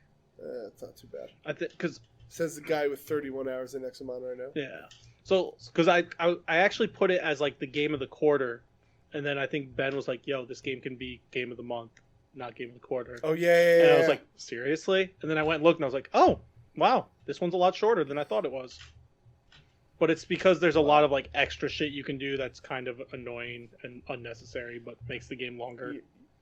You're kind of annoying. Okay, bye. Okay, don't leave me, please. You know I'm very lonely. Yeah. So that I need to try Mass Effect again. Like I like fucking table. I'd like to. Mass Effect 1 is a lot different than 2 gameplay wise, so I understand. I've heard. So like I played 2 first and then went back to 1, and I still enjoyed it because I was excited about the story and everything. But again, gameplay wise, I get why people don't like Mass Effect 1. It's more RPG-ish, but it's also it kind of drags. There's some, you can tell it's an older game. It doesn't hold up as well. I'm hoping that like this remaster might make it a little bit better with some of the controls and stuff. So, right. Well, hopefully. So I'll try it. Look, I got them all. So, I'll be talking about it whenever it comes. Well, when it comes out, so I'll be playing it. So we move from the Aaron Dragon Age rants to the Aaron Mass Effect rants. well, that's gonna start soon because I started on Andromeda, so I'll have more to talk about as I get a little bit further into it. I'm still really early, that's why I didn't have much to talk about. Right. So, not bad, man. All right, and then another thing got released. I think it was 2 podcasts ago. I bitched how MLB The Show hasn't said anything. Maybe it was even last podcast. And they have done literally nothing with telling us about anything because the game's probably going to get pushed back because it's a new system and all this bullshit. Right. Well, I was right. It did get pushed back because normally it's like March it comes out, like middle of March. But it didn't get pushed back as long as I thought. I figured it was going to get pushed back till May, which it's close, but it's not that close. Yeah, but not too bad. It's coming out on 420 Blaze It. And if you get the special edition, it'll be April 16th, which I'm a stupid mark, so I'll get it. What's on the 30th? Something's coming up the 30th. We thought it was 420 Blaze. So the cover athlete is going to be Fernando Tatis Jr. If you scroll down, they show the cover somewhere on there, which is a super. It's right. Oh, it's It's actually like the coolest cover they've had. Yeah, that as somebody who doesn't even sports, that's a pretty good looking box. I like it. What sucks though is the Legendary Edition. Well, it doesn't suck because it's fucking Jackie Robinson, but right. It sucks because I really want the Tatis cover. But which is the what Tatis? The one that's right there. That's the Tatis cover. His last name's Tatis. Fernando Tatis Jr. Oh, so you want? I want that one, but the Legendary or whatever I call Legendary because of Mass Effect. Scroll up real quick. Yeah. And see the little things right there. Click on Deluxe Edition cover star. Yeah. It should bring you. Okay, maybe not. Scroll down a little bit more, just a little bit. There it is. Jackie Robinson would be very cool. Like it's cool. Jackie Robinson's the fucking man, but I really want Tatis. I've watched Tatis play. He's young. He's exciting. So I really want that cover, but I'll be getting this one because it's Jackie Robinson. Because it's the better. It's gonna have more stuff. It's gonna have the hat that comes with it that I always get. So you get a hat? Yeah, dude. Most of the hats I wear on this podcast are fucking MLB The Show hats. Well, I don't know. But yeah, so I'll be getting that one. And I mean, that's also really fucking cool because he was like the first African American MLB player and all that. So it's dope. It's exciting. I'm glad they finally did that. Some of their information looks good. They talked about a revamped franchise mode, which is awesome. It's going to be the first time ever MLB The Show is going to be on Xbox, which it's never been. Which I'm excited about. So that's kind of... Are you going to get it on there? No, I'm getting it on Sony. I'm getting it on PS5. Because I'm pretty sure the Legendary or whatever the fuck the special edition is Sony exclusive. That's how they're keeping the kind of exclusivity. Is like the base game, which is all you need to play the fucking game, is on both. But... Okay. So you know how a lot of games, they're giving you the free upgrade from like PS4 to PS5 or like Xbox One to Series S or whatever it is, X? Mm-hmm. MLB The Show's not doing that. You either buy it on one or the other, unless you get the Legendary Edition. But when you go to the site about the Legendary Edition, it doesn't say current gen to next gen. It says PS4. You get a PS4 disc and a PS5 download code or something like that. So I'm thinking, I didn't see this exactly, but I'm thinking there's just that like the Legendary Edition is going to be Sony exclusive. And that's how they'll keep some exclusivity, since I don't know if it still is, but SDS was literally a Sony Studios. It's like it's San Diego Studios. It was literally Sony Studio. So, yeah. But I'm excited because baseball is my favorite sport. And Fernando Tatis Jr. on the cover, and they're finally saying information. I'll be talking more about it soon. They're going to be doing... They haven't announced the schedule yet, but they're going to be doing a bunch of like live streams and stuff to share the new stuff coming out in the game like they do. I wouldn't say every year, but they've started doing the last 2 years. So, excitement for me. This is more all excitement for me. I mean, I'm not a baseball guy, so I'm listening to you rant on baseball. I'm just like, I don't know what the fuck any of this means. Well, it's a good thing I'm not actually talking baseball. I'm just talking about like the game stuff. But, well, yeah. So, but I'll rant about baseball eventually. I mean, what's wrong with baseball? Baseball. I remember you saying something about some team was dumb. Oh yeah. So basically, there's a lot I can rant about, but the most recent thing is the Colorado Rockies have this player Nolan Arenado that they just signed to a big contract extension, or it might have been a year or two ago, and he's probably the best third baseman in baseball and one of the top 10 players in baseball. Right. They just traded him to the St. Louis Cardinals for 5 prospects that aren't even on like a top prospect list. There's like 5. I don't want to call them nobodies because they're young enough and they could become something. Prospects aren't, but they're not. They're like unknown prospects that could be good, but they aren't expected to at this point. And the Rockies, on top of giving them Nolan Arenado for 5 prospects that basically don't matter right now, they also gave the Cardinals $50 million. So you basically just gave a team $50 million to take your best player for nothing. Sounds fine. Like, it might have been the dumbest trade I've seen in my lifetime in any sport. And it's absolutely disgusting. Yeah, like, I get Nolan Arenado's making a lot of fucking money, but you basically just paid for, like, 2+ years of his contract. Like, if you're trying to get rid of him because his money is too much, why are you paying for 2 years of his contract to get rid of him when he only has, like, 4 years left on his contract? Like, it's just stupid. Is the MLB a nonprofit as well? I don't know. Because the NFL's a nonprofit, that blows my fucking mind. The MLB probably is not a nonprofit. It's so fucking dumb. No, I'm saying it's not a nonprofit because but like, how are they? Because they don't have salary caps even or anything. So I don't know. It's fucking dumb as shit. Anyway. All right, so we got. But speaking of football, speaking of football, God damn it! I'm gonna be honest. I don't give a shit about college football games. So the only thing I care about is every fucking scalper who's out there buying copies of NCAA 14 can have it shoved right up their ass. Right now. That's about it. So this is cool for a couple reasons. One, because there hasn't been a college football game since 2013, NCAA 14. Yep. So that's cool because this also could potentially open up the like floodgate for other college sports. Because back in the day there used to be a college baseball game. There used to be, I think, a college basketball game. When was there that? What? When was there a college baseball game? I think it was like PS2 times. It was near the beginning. Cool.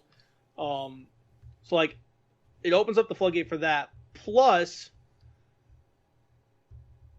it's also going to be potentially so like one of the big issues with like the NCAA games is because of the way NCAA is, they can't use like the actual players because one, you can't use. No, they can use the players. They just don't want to give the players money. No, they like the game company cannot use the players because they are legally not allowed to pay the players for their likeness.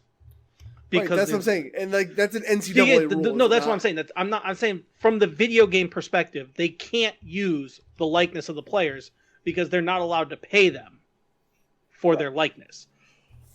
But there is 2 cases in court right now that could potentially change that. Like there is right now, the NCAA is going through a bunch of shit where it's probably in the next 3 to 4 years that's going to change. And you're going to be able to pay players for their likeness. So players can go sell their autograph if they want. They can go sell a jersey of themselves. And they can make money off their likeness. Which, if that happens, then the new college football games will be even better because they can actually put the college players from those teams in the game. Which would be cool as fuck. So, like, the timing on that is cool. It's like, obviously a college wrestling game would never fucking happen. But if it did, I could have been in a fucking video game.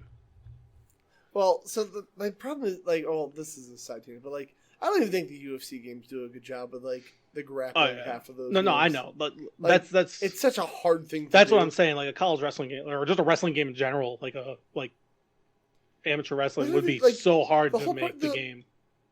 The UFC games, like, the grappling that is fucking terrible. I don't think it's terrible, but it also does not really show off what grappling's actually like. No. It's really... THQ did a better job. But anyway.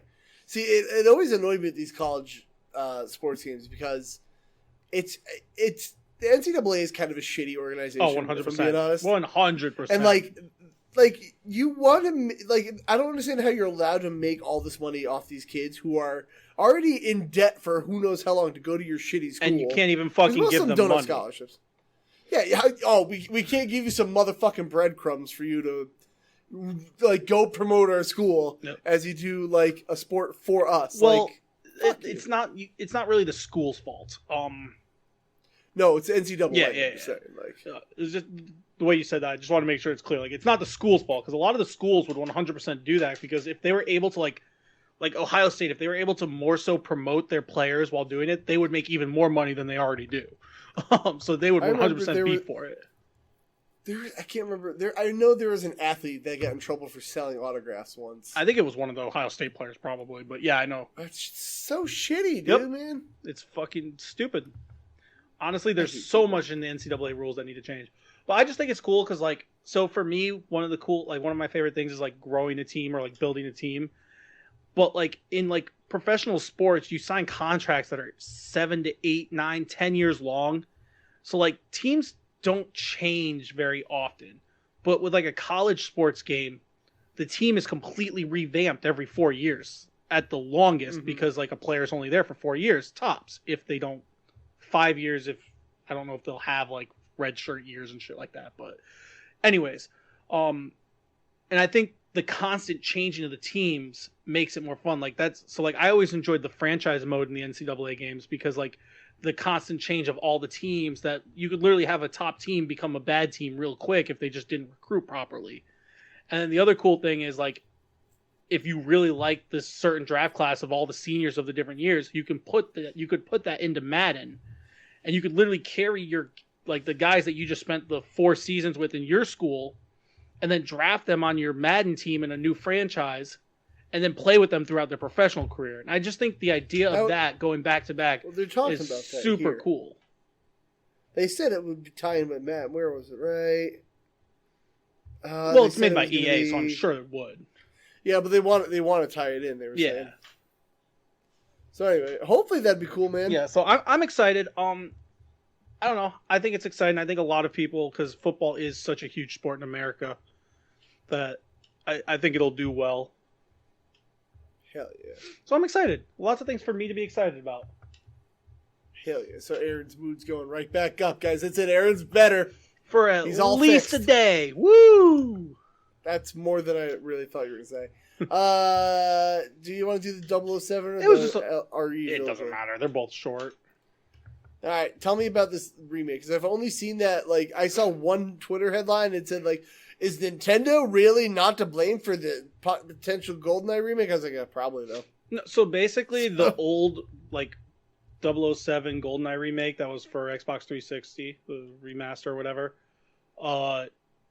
that got canceled because of a bunch of reasons, is complete, and there's an like it got released as a ROM, and you can pretty much just play it.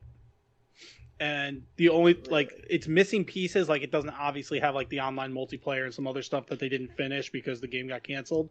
But like, apparently it's really fucking good and people are loving it, and it probably would have done really well. How do I get this? Definitely don't illegally look for it online. Oh, and then I can't play it on PC because that would be definitely do not play it on an emulator, like a 360 emulator or anything like that.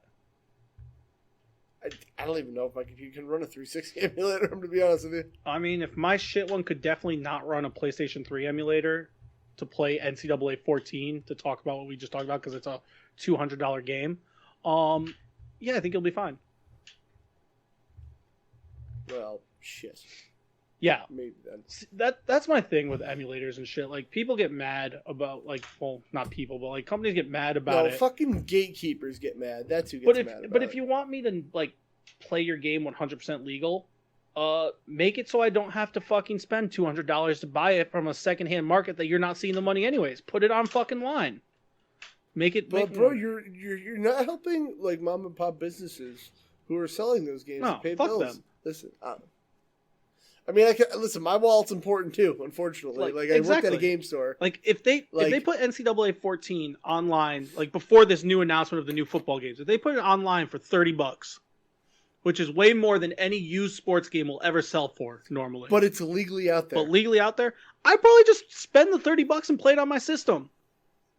Yeah. But because it's not out there, and because it's such a wanted game, because college sports are in a lot of ways bigger than professional sports when it comes to football, I'm not spending $200 for a 8-year-old fucking football video game. Well, you should, because you're a terrible person if you don't. The franchise mode and stuff is way cooler than the other stuff, but the actual gameplay is still a lot worse than the newer games. I don't care what anyone says. It's still an 8-year-old fucking football game. Bold. What else do we have to do? Oh, the village lady in Resident Evil. I just thought it was funny. What is this? This is just... She's 6. She's shallow, as tall as she, Aaron. 9'6". What's that backwards? Capcom knows what they're doing. It's Ekin. Yeah. Let's try to say nice backwards. Essen, I guess? I don't fucking know. Lady Dimitrescu, otherwise known as Resident Evil Village's tall vampire big titty goth girl. Yeah. She's apparently 9 feet 6 inches tall. So I feel like we've been doing so many random fucking lists lately. So honestly, I just wanted to talk about the fact that she's gotten so popular online. Capcom literally was like, "Yo, we know you think she's hot. She's 9'6". What's that backwards? Wink, wink, wink. Did you see the cosplayer that did a great job as her? I did not actually. We'll look at this. Right. Let's see. So how tall is she compared to other people? Wait. We have a pretty good idea how tall Mario characters are thanks to what I call the Luigi penis scale. Hold on. What? Bowser, one of the characters in the Mushroom Kingdom, is just 3 feet 11 inches. King Koopa himself will barely touch her knees. Okay. And for those of you wondering, tall vampire lady is about 30.8 Luigi dicks tall. What? I didn't read this article, by the way. I just kind of clicked on it to have an article. I'm glad I'm reading it now. Halo protagonist Master Chef is a big guy. Well, in his army, he's just 7'2". I'm trying to read more between the Luigi penis scale, but this one doesn't specify. Okay, so if Shaq is 7'1", Yao Ming's 7'6". 7'7". This isn't. I just want to learn more about Luigi's penis. If I'm being honest with you, right here. This is the dumbest article ever, and it doesn't even show them side by side. Yeah. Why'd you put this here, Aaron? I want to know more about Luigi's penis. That's really all I want to do. You just always want articles for everything, so I literally just clicked a random article so you wouldn't get mad that there was no article. I thought about searching Luigi's That's penis not scale, a good idea, dude. Let me just do it in an incognito tab. Luigi's penis scale. That's not good, bro. All right, this could be bad. I'm gonna shut off the Elgato real quick for everyone, just in case things get weird. Yeah, dude, it's probably a bad idea. But you can see it. I can't see it right now. Okay, we have another article here. Actually, speaking of Luigi's penis, called "Bowser's only 4 feet tall, judging by Luigi's penis."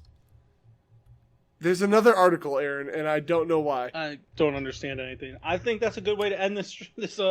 No. Thanks for promotional image for the upcoming Mario Tennis Aces, which was a Switch game, so this must be a couple years old. An intrepid fan figured out how big Luigi's dick is. Let's use their math to figure out the size of other Mario's objects and characters. All right, so you can see that right here, Aaron. If I use my mouse, I'm telling you right now, I don't have that scale up. Okay, well, you could see you could see the bulge right here in Luigi's shorts. That tab is not open on my. I cannot see it. I just said that 3 times now. Oh, because it's a private window, right? Yeah. Hold on, don't mind me. Let me. I see what you mean. There you go. All right, Aaron, don't worry. I'm here. Okay, so Aaron, if you could see, we have the bulge in Luigi's shorts right here. All right, nice. Okay, so Twitter user Mithril Bowtie did some quick math to figure out Luigi's penis is about 3.7 inches flaccid. That's very important. Here's the formula behind this calculation. Tennis rackets range from 27 to 29 inches long. So let's say, for the sake of simplification, that if you're using a 28-inch racket, which is about 300 pixels of this image, Luigi's bulge is about 40 pixels long, Aaron. That would measure out to be 3.7 inches. Who the fuck has this time? I'm so lost in life.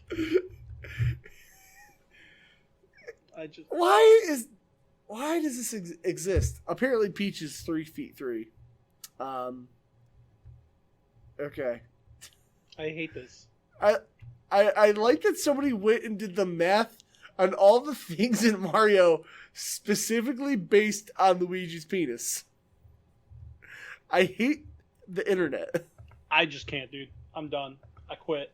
All right. What a way to end this podcast, guys. If you We didn't even do the Q&A, dude. Oh, shit. Hey, do you guys like Luigi's penis? Leave us a like anyway. Drop a comment and talk about... Tell us about Luigi's penis. How many Luigi penises are you tall? Promise you it's less than 30.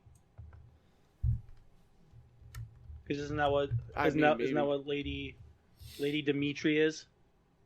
She's like 30 dicks tall. Yeah. So I'm sure it's less than 30. Well, you're less than 30. Nice. All right. Q&A. Oh, we skipped the PlayStation wrap-up.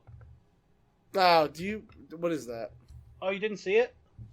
It's No. like, so remember we did the Switch thing where it told you like the games you played and hours and stuff? Yes. Oh, cool. Yeah, Can I log into Yeah, mine? you just go in and log in. Is the Elgato up? I don't want everyone to see I my don't know. login. I don't think and it my did. I thought you passwords. turned it off, but Oh boy, no, I turned it off now. Okay, PlayStation. So this is going to be very accurate because I don't actually think maybe I didn't use my PlayStation a lot last year. yeah, but it'll just be on Sony. So like mine's not accurate because like the hours between games and I feel like it doesn't say it, but I feel like it includes like Netflix and stuff. So I think my hours are super. Did I lose Aaron again? Oh no, Aaron's lagging. No. All right, so we we got a problem that happened. My internet made a boo boo. Your internet made it. Oh, that's where the sound's coming from. It was in the wrong spot. All right. Yeah. Are you gonna have your So, wrap yeah. up on the thingy? Maybe. I thought you were going first. Or should we do it step by step? I feel like we should do it step by Well, step. I can't share my screen on it, so that's why I figured. Well, we'll go back and forth. Yeah. Sorry, everyone. Here's my PlayStation name. Don't add me. I won't accept it because I have way too many people Yeah, on he doesn't there. even accept me. Like we're still not even friends on there. Are we really not? We've played Fortnite. No, we That are. doesn't I'm make just being a sense. dick. No, you're an asshole. Actually, the one thing I've learned is I regret giving my PlayStation name out when I worked at a game store because then everyone would add me, be like, we should play something sometime. And I was like, I don't want to. And then now I'm always offline in case anyone was wondering. Yo, I literally there's leave that. my thing on always offline so I don't have to deal with people. Yep. Greatest feature. Anyway, so the number of games I played in 2020 is 48. That's a fucking lie, but... Well, on Check PlayStation. Is it covering everything or just 4, you think? I guess I'll find out. Wait, is it what? Say it again? Top game! Fortnite, baby! We are in! I didn't hear what your question was. I wonder if it's counting just PlayStation 4 or everything. Just everything, I would think. Alright, well, my number one game of last year, Fortnite, baby! 94 hours. I don't like seeing these numbers in stone. Dude, because then I go You don't want to see my numbers. How many games do you think I played? Do you think I played more or less? More. No, less, Okay. but more time. That's the answer. I played 44 Yeah. games. Okay, 44. What's your number one? We'll go one by one. My number one. We got to milk this podcast. My number one is Eric's fault because I've been online playing with him a lot lately, and it's Madden. Yeah, all right.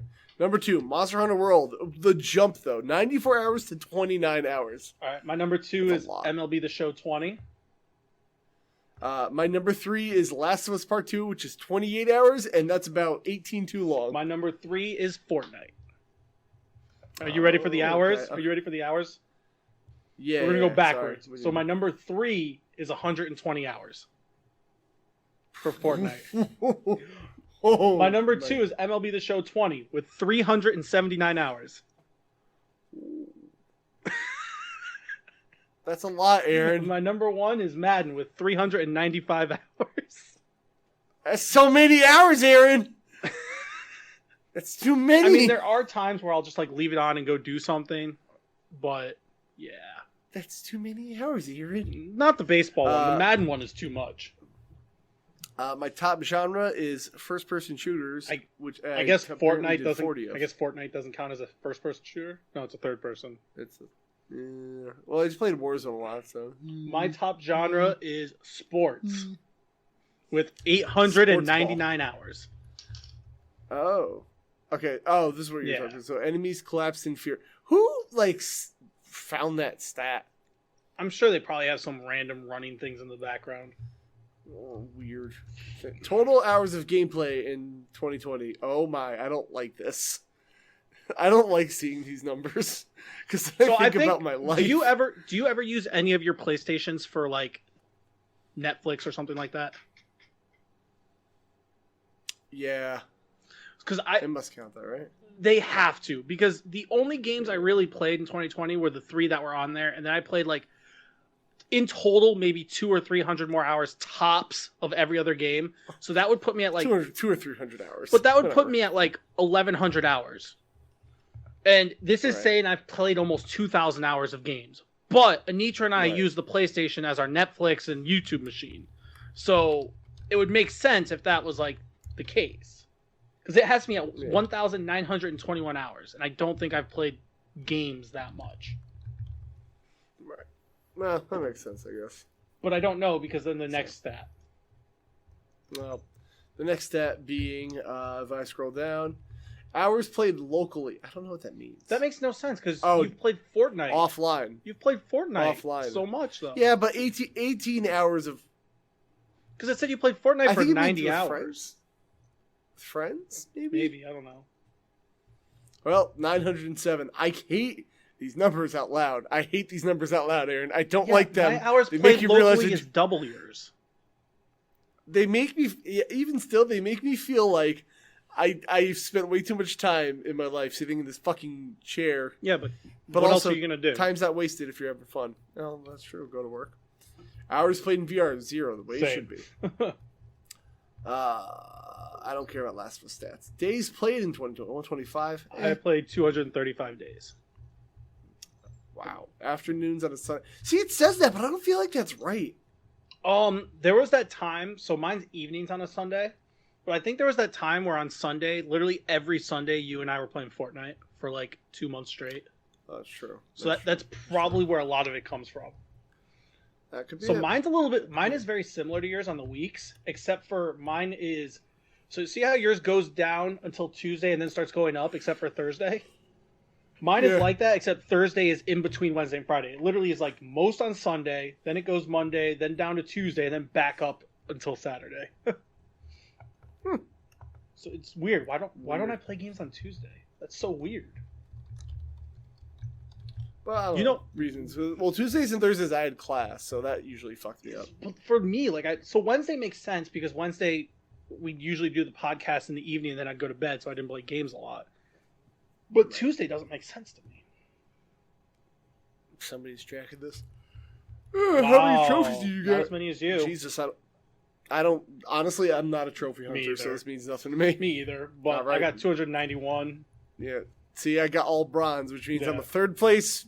Baby. I got 15 gold. Total home runs in MLB The Show, Aaron. I don't care. I helped with that. I think that's mostly it. Oh, I got something you didn't get. I got a congratulations because I got a PS5. Wow, good job. You gave us money. Congratulations. Pretty much. Number of monthly PS Plus games out of 11? Really? That's it? Total value in digital savings, only $16. Do you know what my top PS5 game was? Fortnite. What? Wait, so top game played online, Monster Hunter World, but Fortnite. Yeah. I don't understand this stat. So what I think... So what's confusing me, what I'm trying to get is, so like, it said I played Madden for that many hours, but then like online I only played 58. My friend had a similar situation like that, but like all he does on Madden is online. So I'm thinking like, you were on Fortnite for so many hours, but how much of it were you just in a menu or waiting to get into a game? And how much were you actually in the game playing? That's the only thing I can think of. I guess.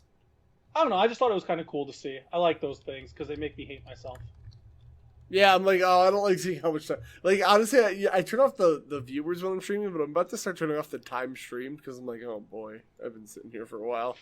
See, I do. So I like the time of stream because sometimes, like, if it's been like a bad day or something, I want to stream.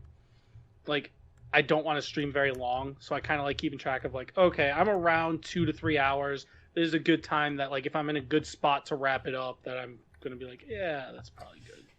Yeah, but like when I'm not working and like this is the only thing I do Yeah. because like What else are you gonna do? if nothing else, I'm like, oh, 7 hours. Oh my god.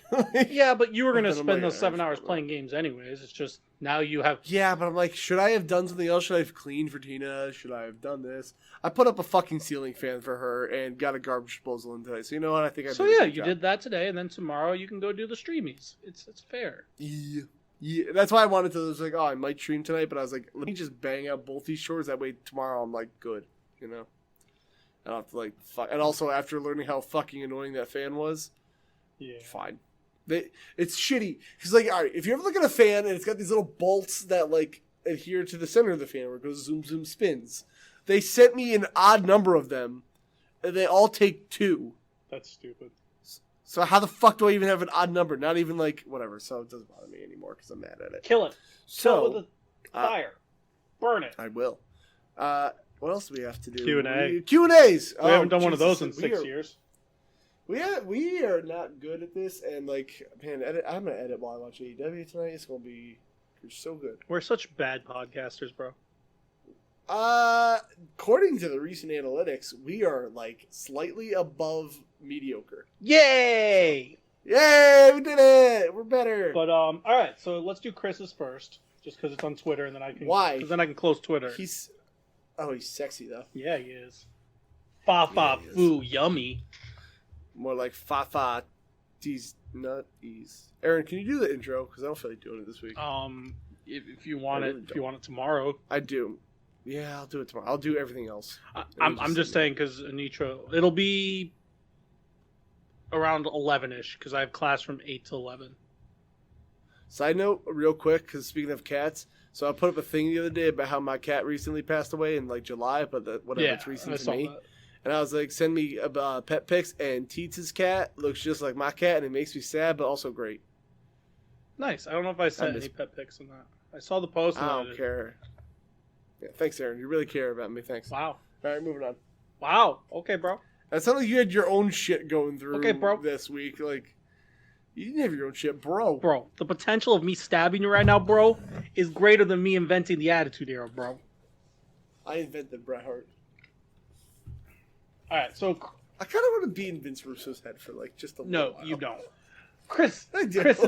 Chris's questions. He has 2. First, we'll go favorite Vince McMahon moment. Blowing his quads. That's out what I at was the gonna 2005 say. Rumble it's a great one.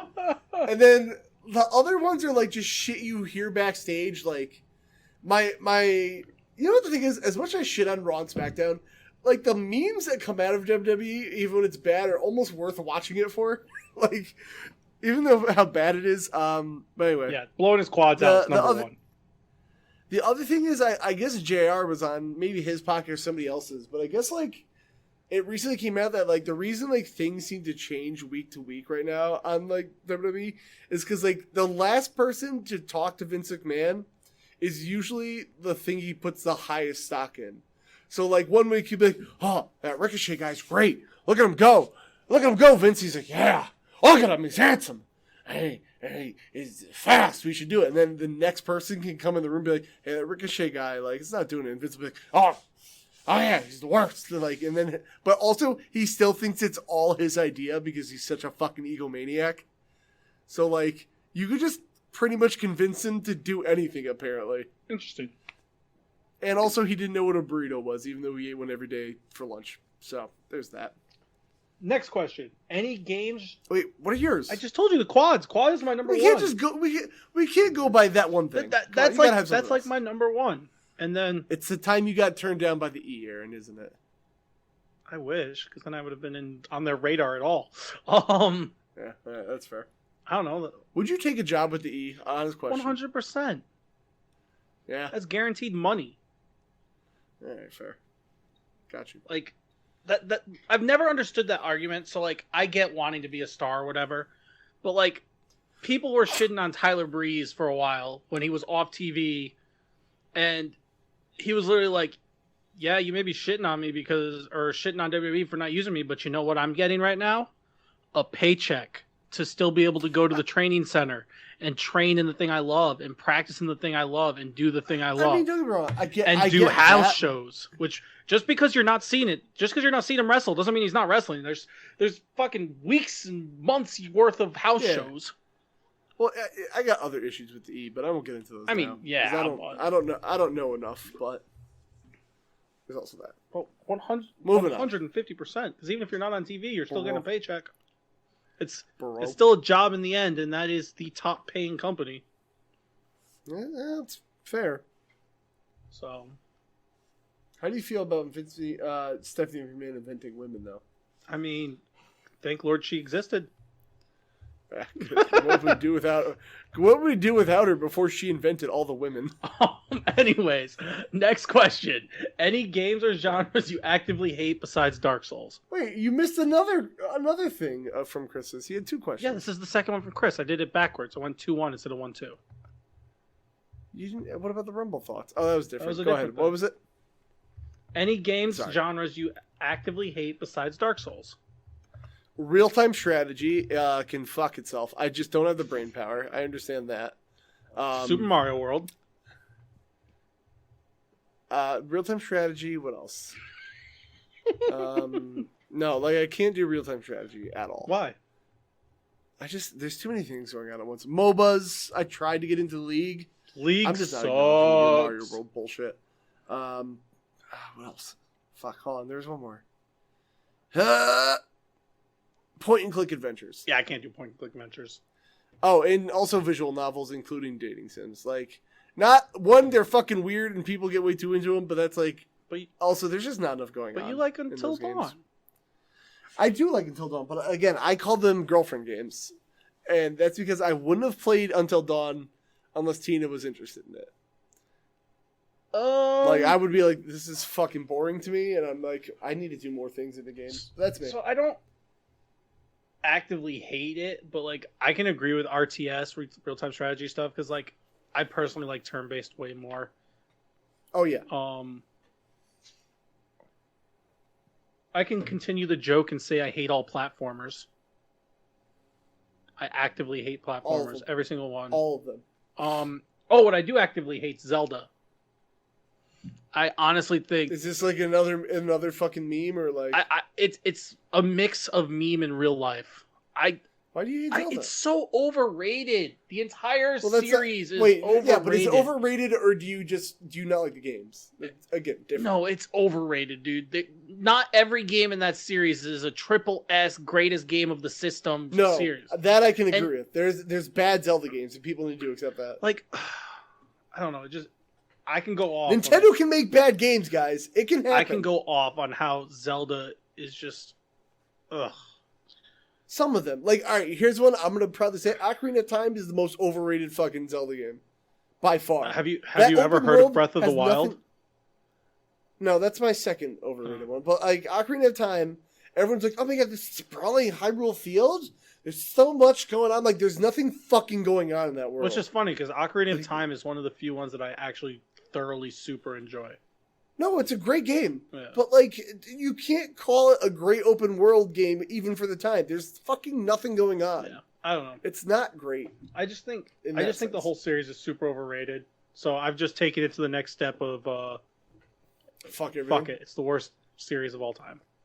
I will say communities make things worse. Yeah. Which is why, I would say a good 50% of my hated Dark Souls is the fucking people around. Oh, that's 90%. Because, I love games that are similar to Dark Souls. Like, just... Fallen Order. Yeah, Jedi Fallen Order is fucking amazing. I can't wait to play it. I hope my Q picks it. I really enjoyed Code Vein. I thought Code Vein was a very good game. But Dark Souls, I just won't play. Because the community sucks dick. And not in a good way. Fortunate. What is a good way, Aaron? I mean, it is good to have my dick sucked, so sucking dick is not all bad. You know, you got me there. That was an obvious answer, and I just wasn't going down that path. You know what? I apologize for my incoherence. But... what do you call Shenmue? What kind of game is that? Never played it. I don't even know. I hate it anyway. Go on. Honestly, so, Also walking sims. Yeah. So, even though I did just say games like Dark Souls I like, that style of gameplay just isn't my favorite. It's grown on me in the last like year or two, or a couple of years. Like a fungus. But like, because like Assassin's Creed, when they started doing that gameplay, because like it's not the same, but it's similar. The action gameplay. I don't know. I mean, a little bit, but like, you know what? Just to spin off it a little bit, I hate that every fucking company is trying to make their own version of Dark Souls now. Like, because I get the Souls thing is popular. Like, ooh, it's challenging. Rest at this bonfire or bonfire palette swap. And then the whole thing's the same. Like, dude, fucking just stop this formula. It doesn't need to be this I just hate when that happens. Like, I get that, like, trends are going to happen, but the gaming industry over the last 10 years has been trend city. Open world becomes big. Every fucking game has to be an open world. First person or third person becomes big. No such thing as a first person game anymore. Everything's third person or vice versa. Like games as a service games. I don't like those either. Like, it's just like, I just can't dedicate to one. Like, the problem is every game feels like it has to be a fucking thing to hook you forever now. Like, you can't just have a single isolated experience anymore. Like, I don't want every game to be a sprawling open world because I can't play them all then. God damn it. What is open? I don't know, but that was annoying. I'm sorry. Oh, Tina. How many? Oh, sorry. Tina, stop it. But I guess there's an open Facebook tab somewhere. Fuck it. But yeah, so I don't know. It's not that like I actively hate Zelda or I actively hate these things. It's just I can't think of anything I actually actively hate because most things I'll give a shot, and there's games of multiple genres that I don't like, but then there's other games in the same genre that I love. So I don't know. Right. Again, the closest thing I can say is platformers because it's a half meme at this point, and I just never grew up playing most platformers, so like they don't appeal to me nostalgia-wise and stuff that other people do. And platformers aren't that big of a game now unless you play like a retro-style platformer. Like, I don't know. Cyber Shadow. Oh yeah, I heard that's really good actually. It's Ninja Gaiden essentially, so there's that. But like, I don't know. It's not. Again, I don't hate platformers because I like Mario when I play it. I just never played it when I was younger, so I never got into it. I like Sonic, old Sonic, but why? Because it's fun. Why? The music's good. I guess, sure, that's a reason. No, I thought it was fun. I enjoyed it. Because if you're good at the game, you can go fast. But if you're bad at games like Kev, haha, Kev bad at games, you're bad maybe they shouldn't fucking design a game about going fast and then be like, lol, JK. But you can go fast on most levels. On the first level of every zone, yeah, sure. No, the second one too on certain ones. Moving on, what's our next question, you fuck? I don't know anything about this one. You probably don't either because you don't watch WWE anymore, but how do you feel about the current shenanigans around the 24/7 championship? It needs to fucking die. I can tell you that before I stop watching Raw and SmackDown for a bit. Holy shit, it's the same goddamn joke every time. But I like jokes. I love jokes and I love R-Truth, but it's always like, look at R-Truth, he's so wacky. Whoa, someone's sneaking up on him. You gotta roll a pin, and then they run away, and then he ends up getting it like 10 minutes later. That's fair. Fucking God. It's the thing is, like, I creatively thought of a better way for this 24/7 title. Ready? Right here it goes. So when they have the Legends Night, right? Or one of the fucking 300 Legends Nights they've done to try to pop a rating in the last goddamn year. Like, they're always doing some event. Fucking Gerald Briscoe was backstage, and somehow he got the title. Fucking have R-Truth come in, tell him a funny joke, and then he slaps his knee like, ha ha, it's so funny. And then call it a tap out, and he gets the fucking belt back. It's better than the goddamn roll-up every single time. Like, the joke's over, dude. You get it. That's fair. I don't know. I like the idea of the 24/7 championship. I think there's stuff they can do. They just need to be creative with it. The idea. But here's the thing. Let's think logically. This is a belt. And nobody ever says they talk about getting a pay raise in WWE when you're a champion or anything like that, right? They never talk about any benefits other than, I am champion. Grr. So why would I want this belt that literally has no benefits other than a bunch of assholes chase me all the time? Like, what's the other implication Well- of being this champion? in- You don't get a main event spot. In WWE land, Yes. in K Dizzle Fay Bizzle land. Never heard of it. Anyways, when you win a belt, you get more money. That's just the way it Right. is. So yes, the benefit would be you're getting paid more to have that belt. Okay, so then let's do this math out then. You have the 24/7 title. The average title run in that is about 10 minutes. So are they calculating your pay by every minute? Probably. Like what? Like fucking. I don't think Vince is doing that. Let me tell you. Let me get that Twitch money, pal. Fucking yeah. I just You wanted a reason, and I just gave you the kayfabe reason. no. So you have that kayfabe Yeah, reason, the right? K-Fizzle Bay Let's Fizzle. go. Okay, so there was a match where Roman Reigns and R-Truth teamed up, and they were doing a match, and someone had the 24/7 title, right? It wasn't R-Truth. At the end of the match, Roman Superman punched somebody who had the belt, and instead of taking that belt for himself, which means he would now be a champion, he gave it to R-Truth and made R-Truth pin the guy. So you're telling me that Roman is, like, now you've established this belt is not good enough for some people. Meaning Roman the belt is just good automatically... guy. Good guy Roman. But now it just feels worthless. Why would I not go, no, I'm a champion now, fuck you. And then, Good like, guy you have Roman. someone, like... Imagine, alright, I know, like, Brock Lesnar, whatever, but imagine if Brock Lesnar fucking just took that belt, and people are like, oh, shit. You could have a whole creative story arc about people trying to take down Brock, and he fucking Yes. F5s them into the walls. I've The whole show. I've told you a million times that I think that there definitely could be better stuff that they do with it. I like the idea of it. Yeah. That's why the hardcore title was dope back in the day, and it's basically that, but they just But need PG. they just need to be more creative. They need to stop making it a full afterthought and just make it a partial afterthought. Yeah. Like, it was fun, popped me a laugh once in a while. Honestly, I watched Raw this week and they're still doing the same jokes. Also, I somehow watched the hour and a half version of Raw on Hulu and it still felt like 3 hours. I don't know what that says, but... All right. Next question. There's one about wrestling and one not about wrestling. I'm going to do the not about Johnny wrestling Drip first. Drip. Alright, go ahead. Does pineapple go on pizza? The internet will tell you no, it doesn't, but honestly, I don't give a shit what you do, but I'm totally going to jump on the internet train wagon of fuck you. Damn. Pineapple does not. I mean, don't get me wrong, I've never tried it, but I'm going to jump on the internet hate wagon because it's So, funny. like, it's not my go-to. I would never be like, I'm going to order a pineapple pizza. Give me that Hawaiian. But at the same... Oh, I hope you don't fucking order it like that, you cock. That's how I order my pizza. That's my pizza ordering voice. You got a problem with it? I would hang up on you immediately. Can I have a bacon pizza, please? Yeah, you deserve everything bad that ever happened to you. Go ahead. But when I go to an event and sometimes they have like a Hawaiian pizza, it's not bad. It's not bad. It's not the best, but it's not bad. The problem is I just don't want something sweet on my pizza, which I don't relate to being sweet.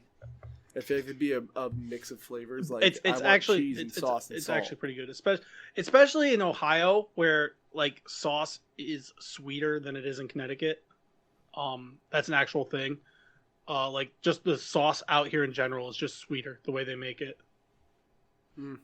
Fair. Like even in the stores, like pasta sauce and everything, it's just sweeter. Goddamn rednecks with your sweet water. Yeah, that's what it is. But like it's really not bad, honestly. Bacon Sicilian's the king pizza, man. Just bacon. You don't need nothing else but bacon. No, Sicilian is a square, thick pizza. That's you're from I'm a thick crust guy. Fuck you. You're from Connecticut and that's the shit you eat. Fuck you, you piece of shit. You left. You're from do you Connecticut know anymore? and that's the shit you eat. You disgust me. I'm gonna bring you to the best goddamn pizza place. Go to Once in Chicago and eat that gross soup. Yeah, I was gonna say that's not pizza. That's a fucking soup. I don't need that in Fucking my life. disgusting ass fucking. I bet you think Pepe's is good. I mean, it is good, but it's not the best. It's overrated as fuck. Overrated Oh. doesn't mean bad. We've been over this.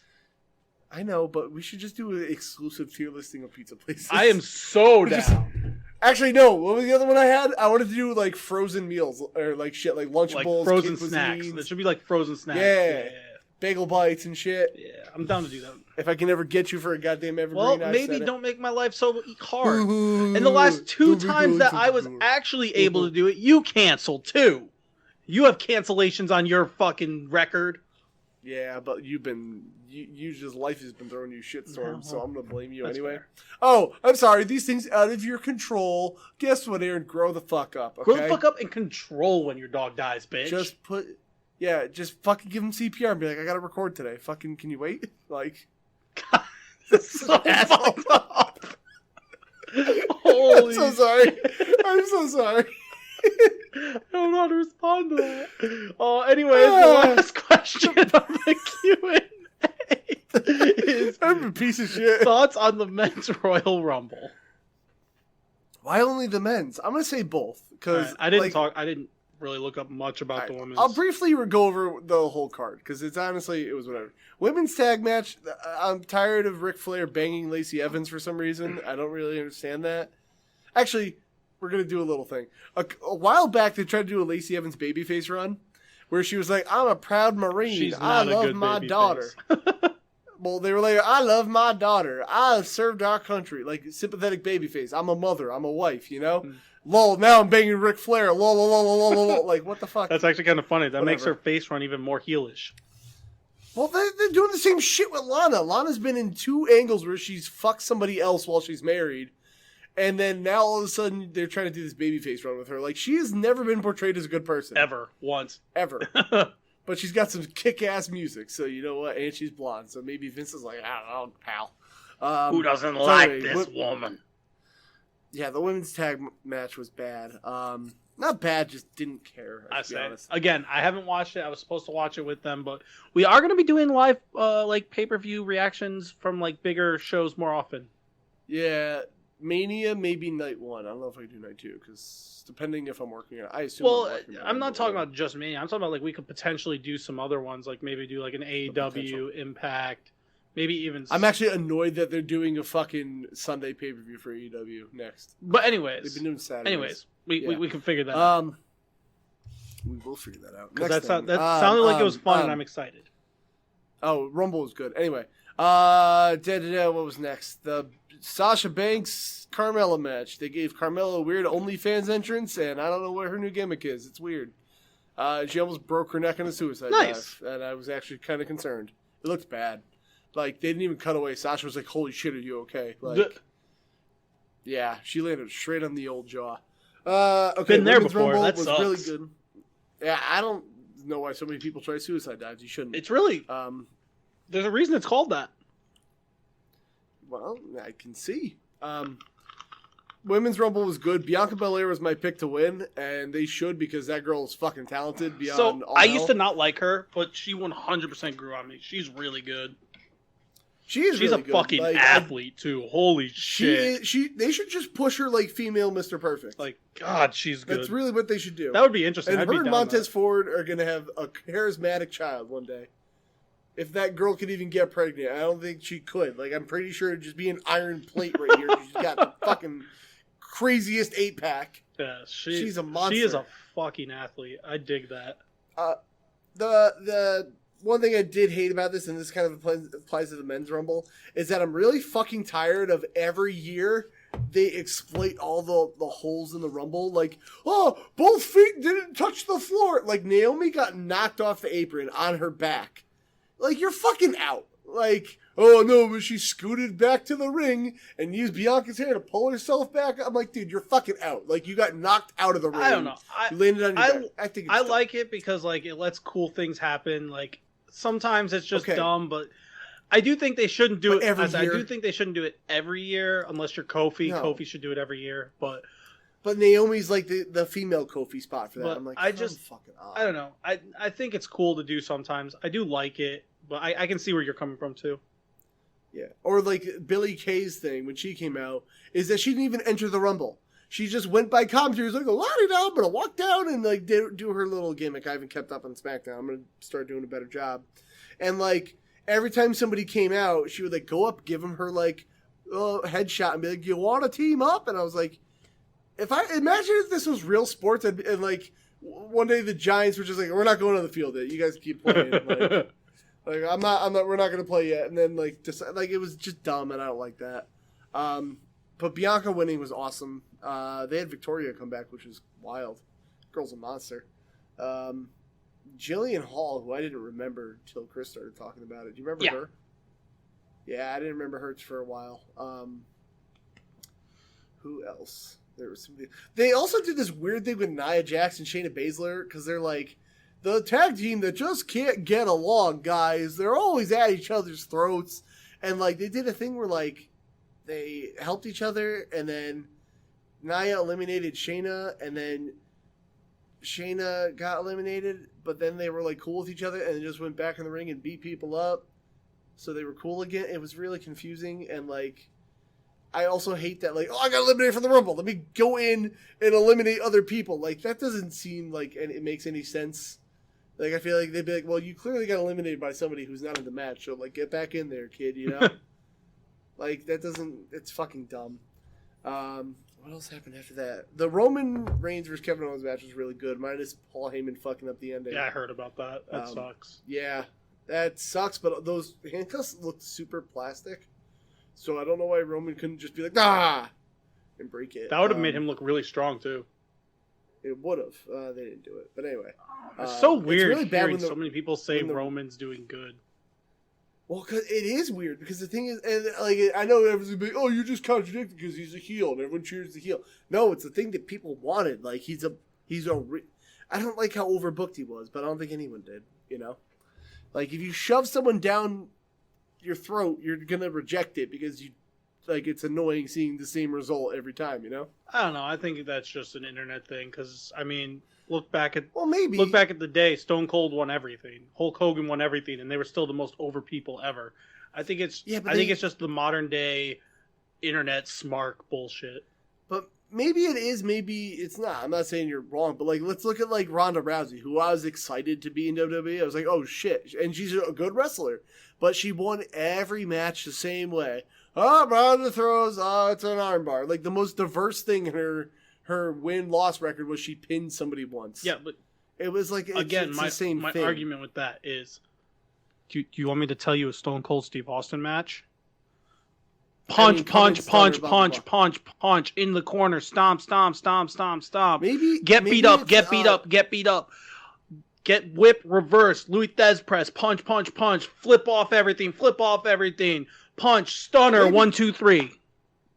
Yeah, and maybe it's a combination of like the pretty lackluster writing plus.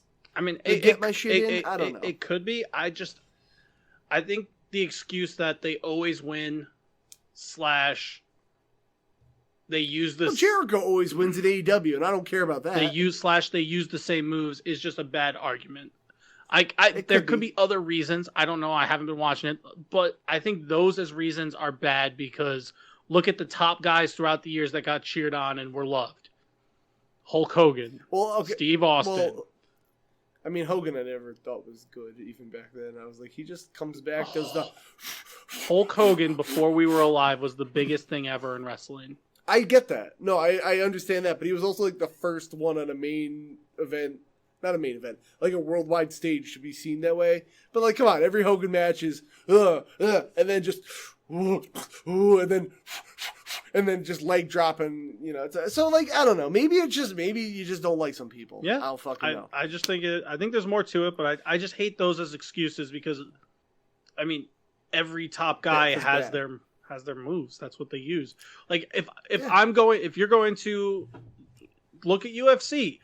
I mean, they might throw in a special thing. Like, obviously, it's different, but like they're going to go to their strengths. They're going to do what they know how to do. They're not going to be like, I'm just going to magically do this random roundhouse kick when I've never thrown a kick in my life.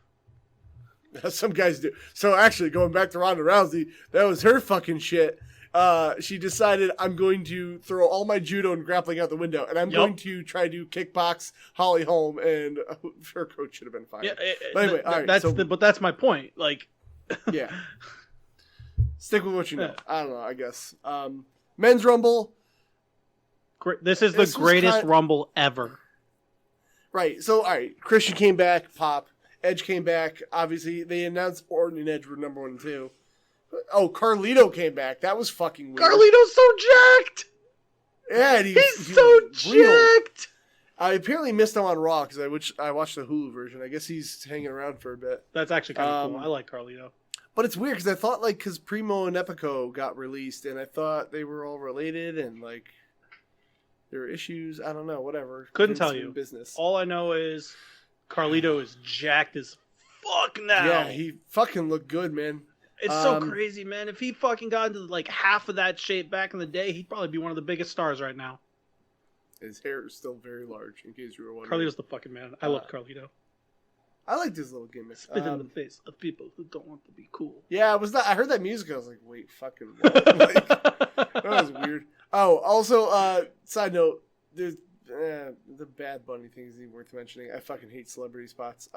Yeah, but you gotta think, Bad Bunny is like one of the most. Honestly, I've never heard of him. You've never heard of him, but yeah, internationally, he is like probably big deal. He is the top selling artist. Really? Bigger than Taylor Swift, bigger than anyone you can name up. The top selling international artist. That is why he was there. I guess he wrote a song about Booker T or something. Yeah, the whole time he's a huge wrestling fan.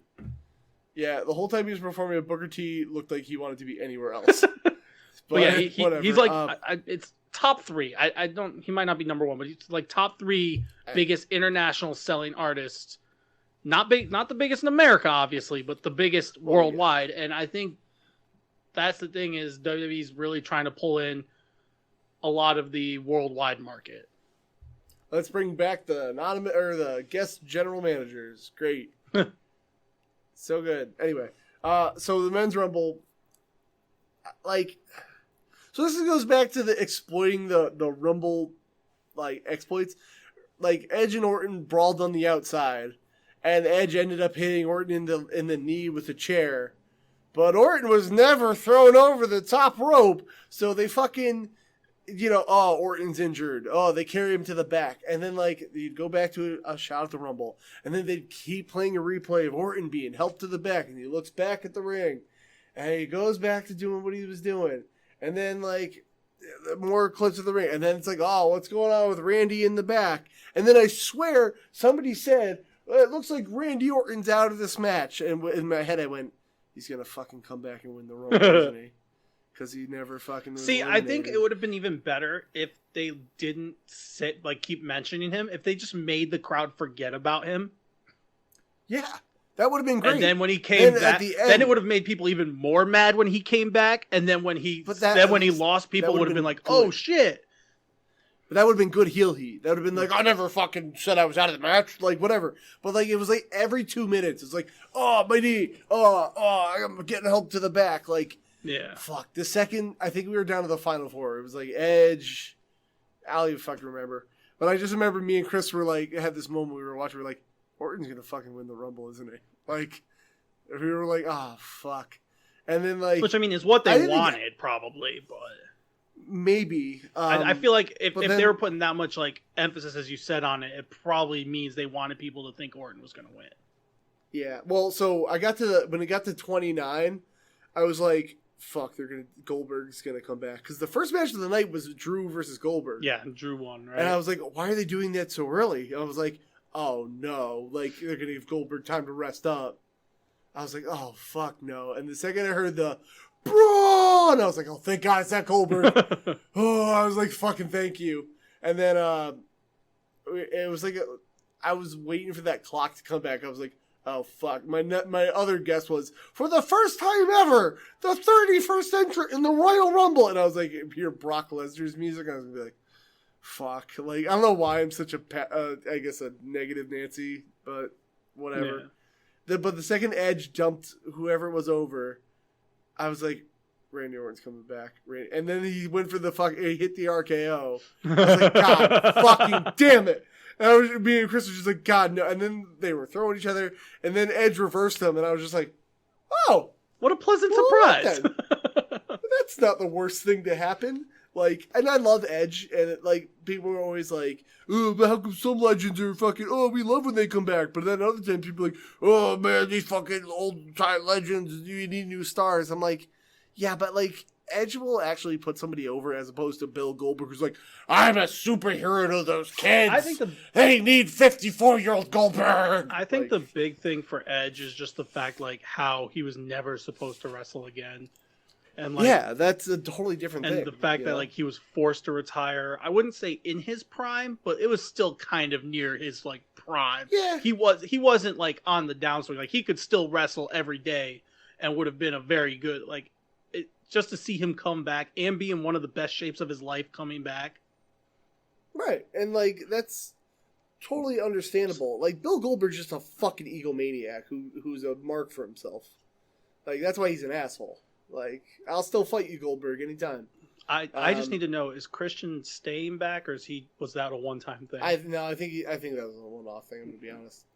But like I'm totally okay with Edge winning in the sense that like if he gets to go to Mania and retire on his own terms, yeah, that's a nice little sweet story. But it kind of leaves a dead end. So I actually would be 100% okay with like Edge winning at Mania and then retiring, because like, or at least like maybe like he wins at Mania and then loses it like a few pay-per-views later and then retires, because he retired with the belt the first time because he had to retire as champ. So I think him winning the belt he never technically lost would be really dope. Yeah. So I feel like him winning at Mania would be really dope, and then I don't think he should retire with the belt again. I think he should do a passing of the torch type thing, pass it on like a month or two later. Put someone over like that needs it, like a Keith Lee or something. Yeah, like and do that at like a SummerSlam Survivor Series type pay-per-view. Yeah. And then even if you lost the next night on Raw, I'd be okay with it, honestly. I just think him winning it at Mania after being forced to relinquish it because of a career-ending injury, never being able to wrestle again, to come back, have a good feud, win the Rumble, and then win Mania would be amazing. Yeah. I'd be all about it, but I'm also an Edge mark. So I mean, I am too, but like it's also a good story. It's a good story, but on the other part of me is like, I feel like somebody younger could have used the win. Yeah, but if they do it right, which who knows if they will, they instead of giving someone random or someone younger the Rumble win and then a Mania win, the typical push, now they can give Edge his last like big hoorah story to make up for how he had to retire. So you pleasing him and all of his fans, and then he can go on and put someone over after that, and then you get the double push instead of just one. Yeah. So I think it's gonna work out. I mean, again, there's an aura of Edge that's like he's gonna put someone over, and like you get, like you said, the 2-for-1. You get Edge's fans happy, then he puts someone else over, and then he's on his way out. Everyone's happy on that end. Like, whereas opposed to like if Goldberg came back, who's just a fucking egomaniac, like, you know, those are the legends that people hate. Like, oh, I gotta be a superhero to the kids. They still look up those kids that weren't even born when WCW was around need Goldberg. Like, fuck you, dude. No, they don't. But yeah. So I was happy with it. Christian's the greatest wrestler of all time. And then Miz is gonna cash in on Edge, right? And then Edge retires after a final skull-crushing finale, which breaks Edge's neck for good, and that's it, man. That's it. Money in the bank. No. Also, yeah. Oh, that's what I wanted to say. What the fuck with Sami Zayn? Because I watched like all the entrances, and I haven't watched wrestling forever. What the fuck is with Sami Zayn? He looks so. He's interesting. He's doing the Fidel Castro look. You know. I'm just so confused. He's also copying Jericho's conspiracy gimmick. Oh. Yeah, so I don't know. There's that. I'm just super fucking confused because I saw him, I was like, wait, that's Sami Zayn? What? Because I haven't watched in so long. He also was like, he didn't wrestle for like a year. They made him like a manager for Shinsuke. That's weird. Whatever. Yeah, I don't know. Oh, and then my buddy brought up I guess Cornette said it first, and fuck Jim Cornette, so I'm going to give credit to my buddy, who was like, so is there a reason why Goldberg had 6 security guards escort him to the ring in an empty arena? I was like, yeah, because Goldberg needs to fucking make sure his dick feels real good. I don't know. What if Goldberg attacks the camera screens, bro? He's crazy. Yeah. Oh, it's for your safety, not Goldberg's, man. Yeah. Like, fuck you. I hate Goldberg. I know you do. I will fight him any day of the week. Anyways, I think we've been going for like ever, so. Well, depending on when I gotta cut the audio out. I still think this is going to be over 2 hours, dude. I know, we killed it. Yeah, Aaron, get us out of here. And then I'm Yo, gonna ask you to follow do the Frenemy Fire at Frenemy Fire on Twitter. FRENEMY Fire. Get it, boys. You're a fire. Follow me at Aaron Norman on Twitter and Instagram. I've started posting there again slowly. And Aaron Norman 93 on Twitch. Y'all. Hell And then follow Kev over there, Console Kev. CONSOLEKEV. Console You Kev. almost got it. Yeah, there you go. I got it. I did it right? I No, almost spelled console no. wrong, bro, okay?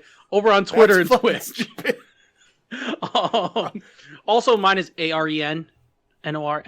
Aaron Norman. Get it. Got it. Done. Yep. Oh, and also, just because I like shouting him out and I'm over on his streams most of the time, Fuhai, FAFAFOOHI on Twitch. Let's get him to affiliate, guys. Let's do it. Never heard Let's do him. it. He loves the Miz. Does he actually? No, he fucking. I was hates about to him. He's say. like, this goddamn mid card piece of shit all the time. I'll fist fight him. The All right, Miz guys. is amazing. Whoa! All right, we out of here. Peace. Goodbye.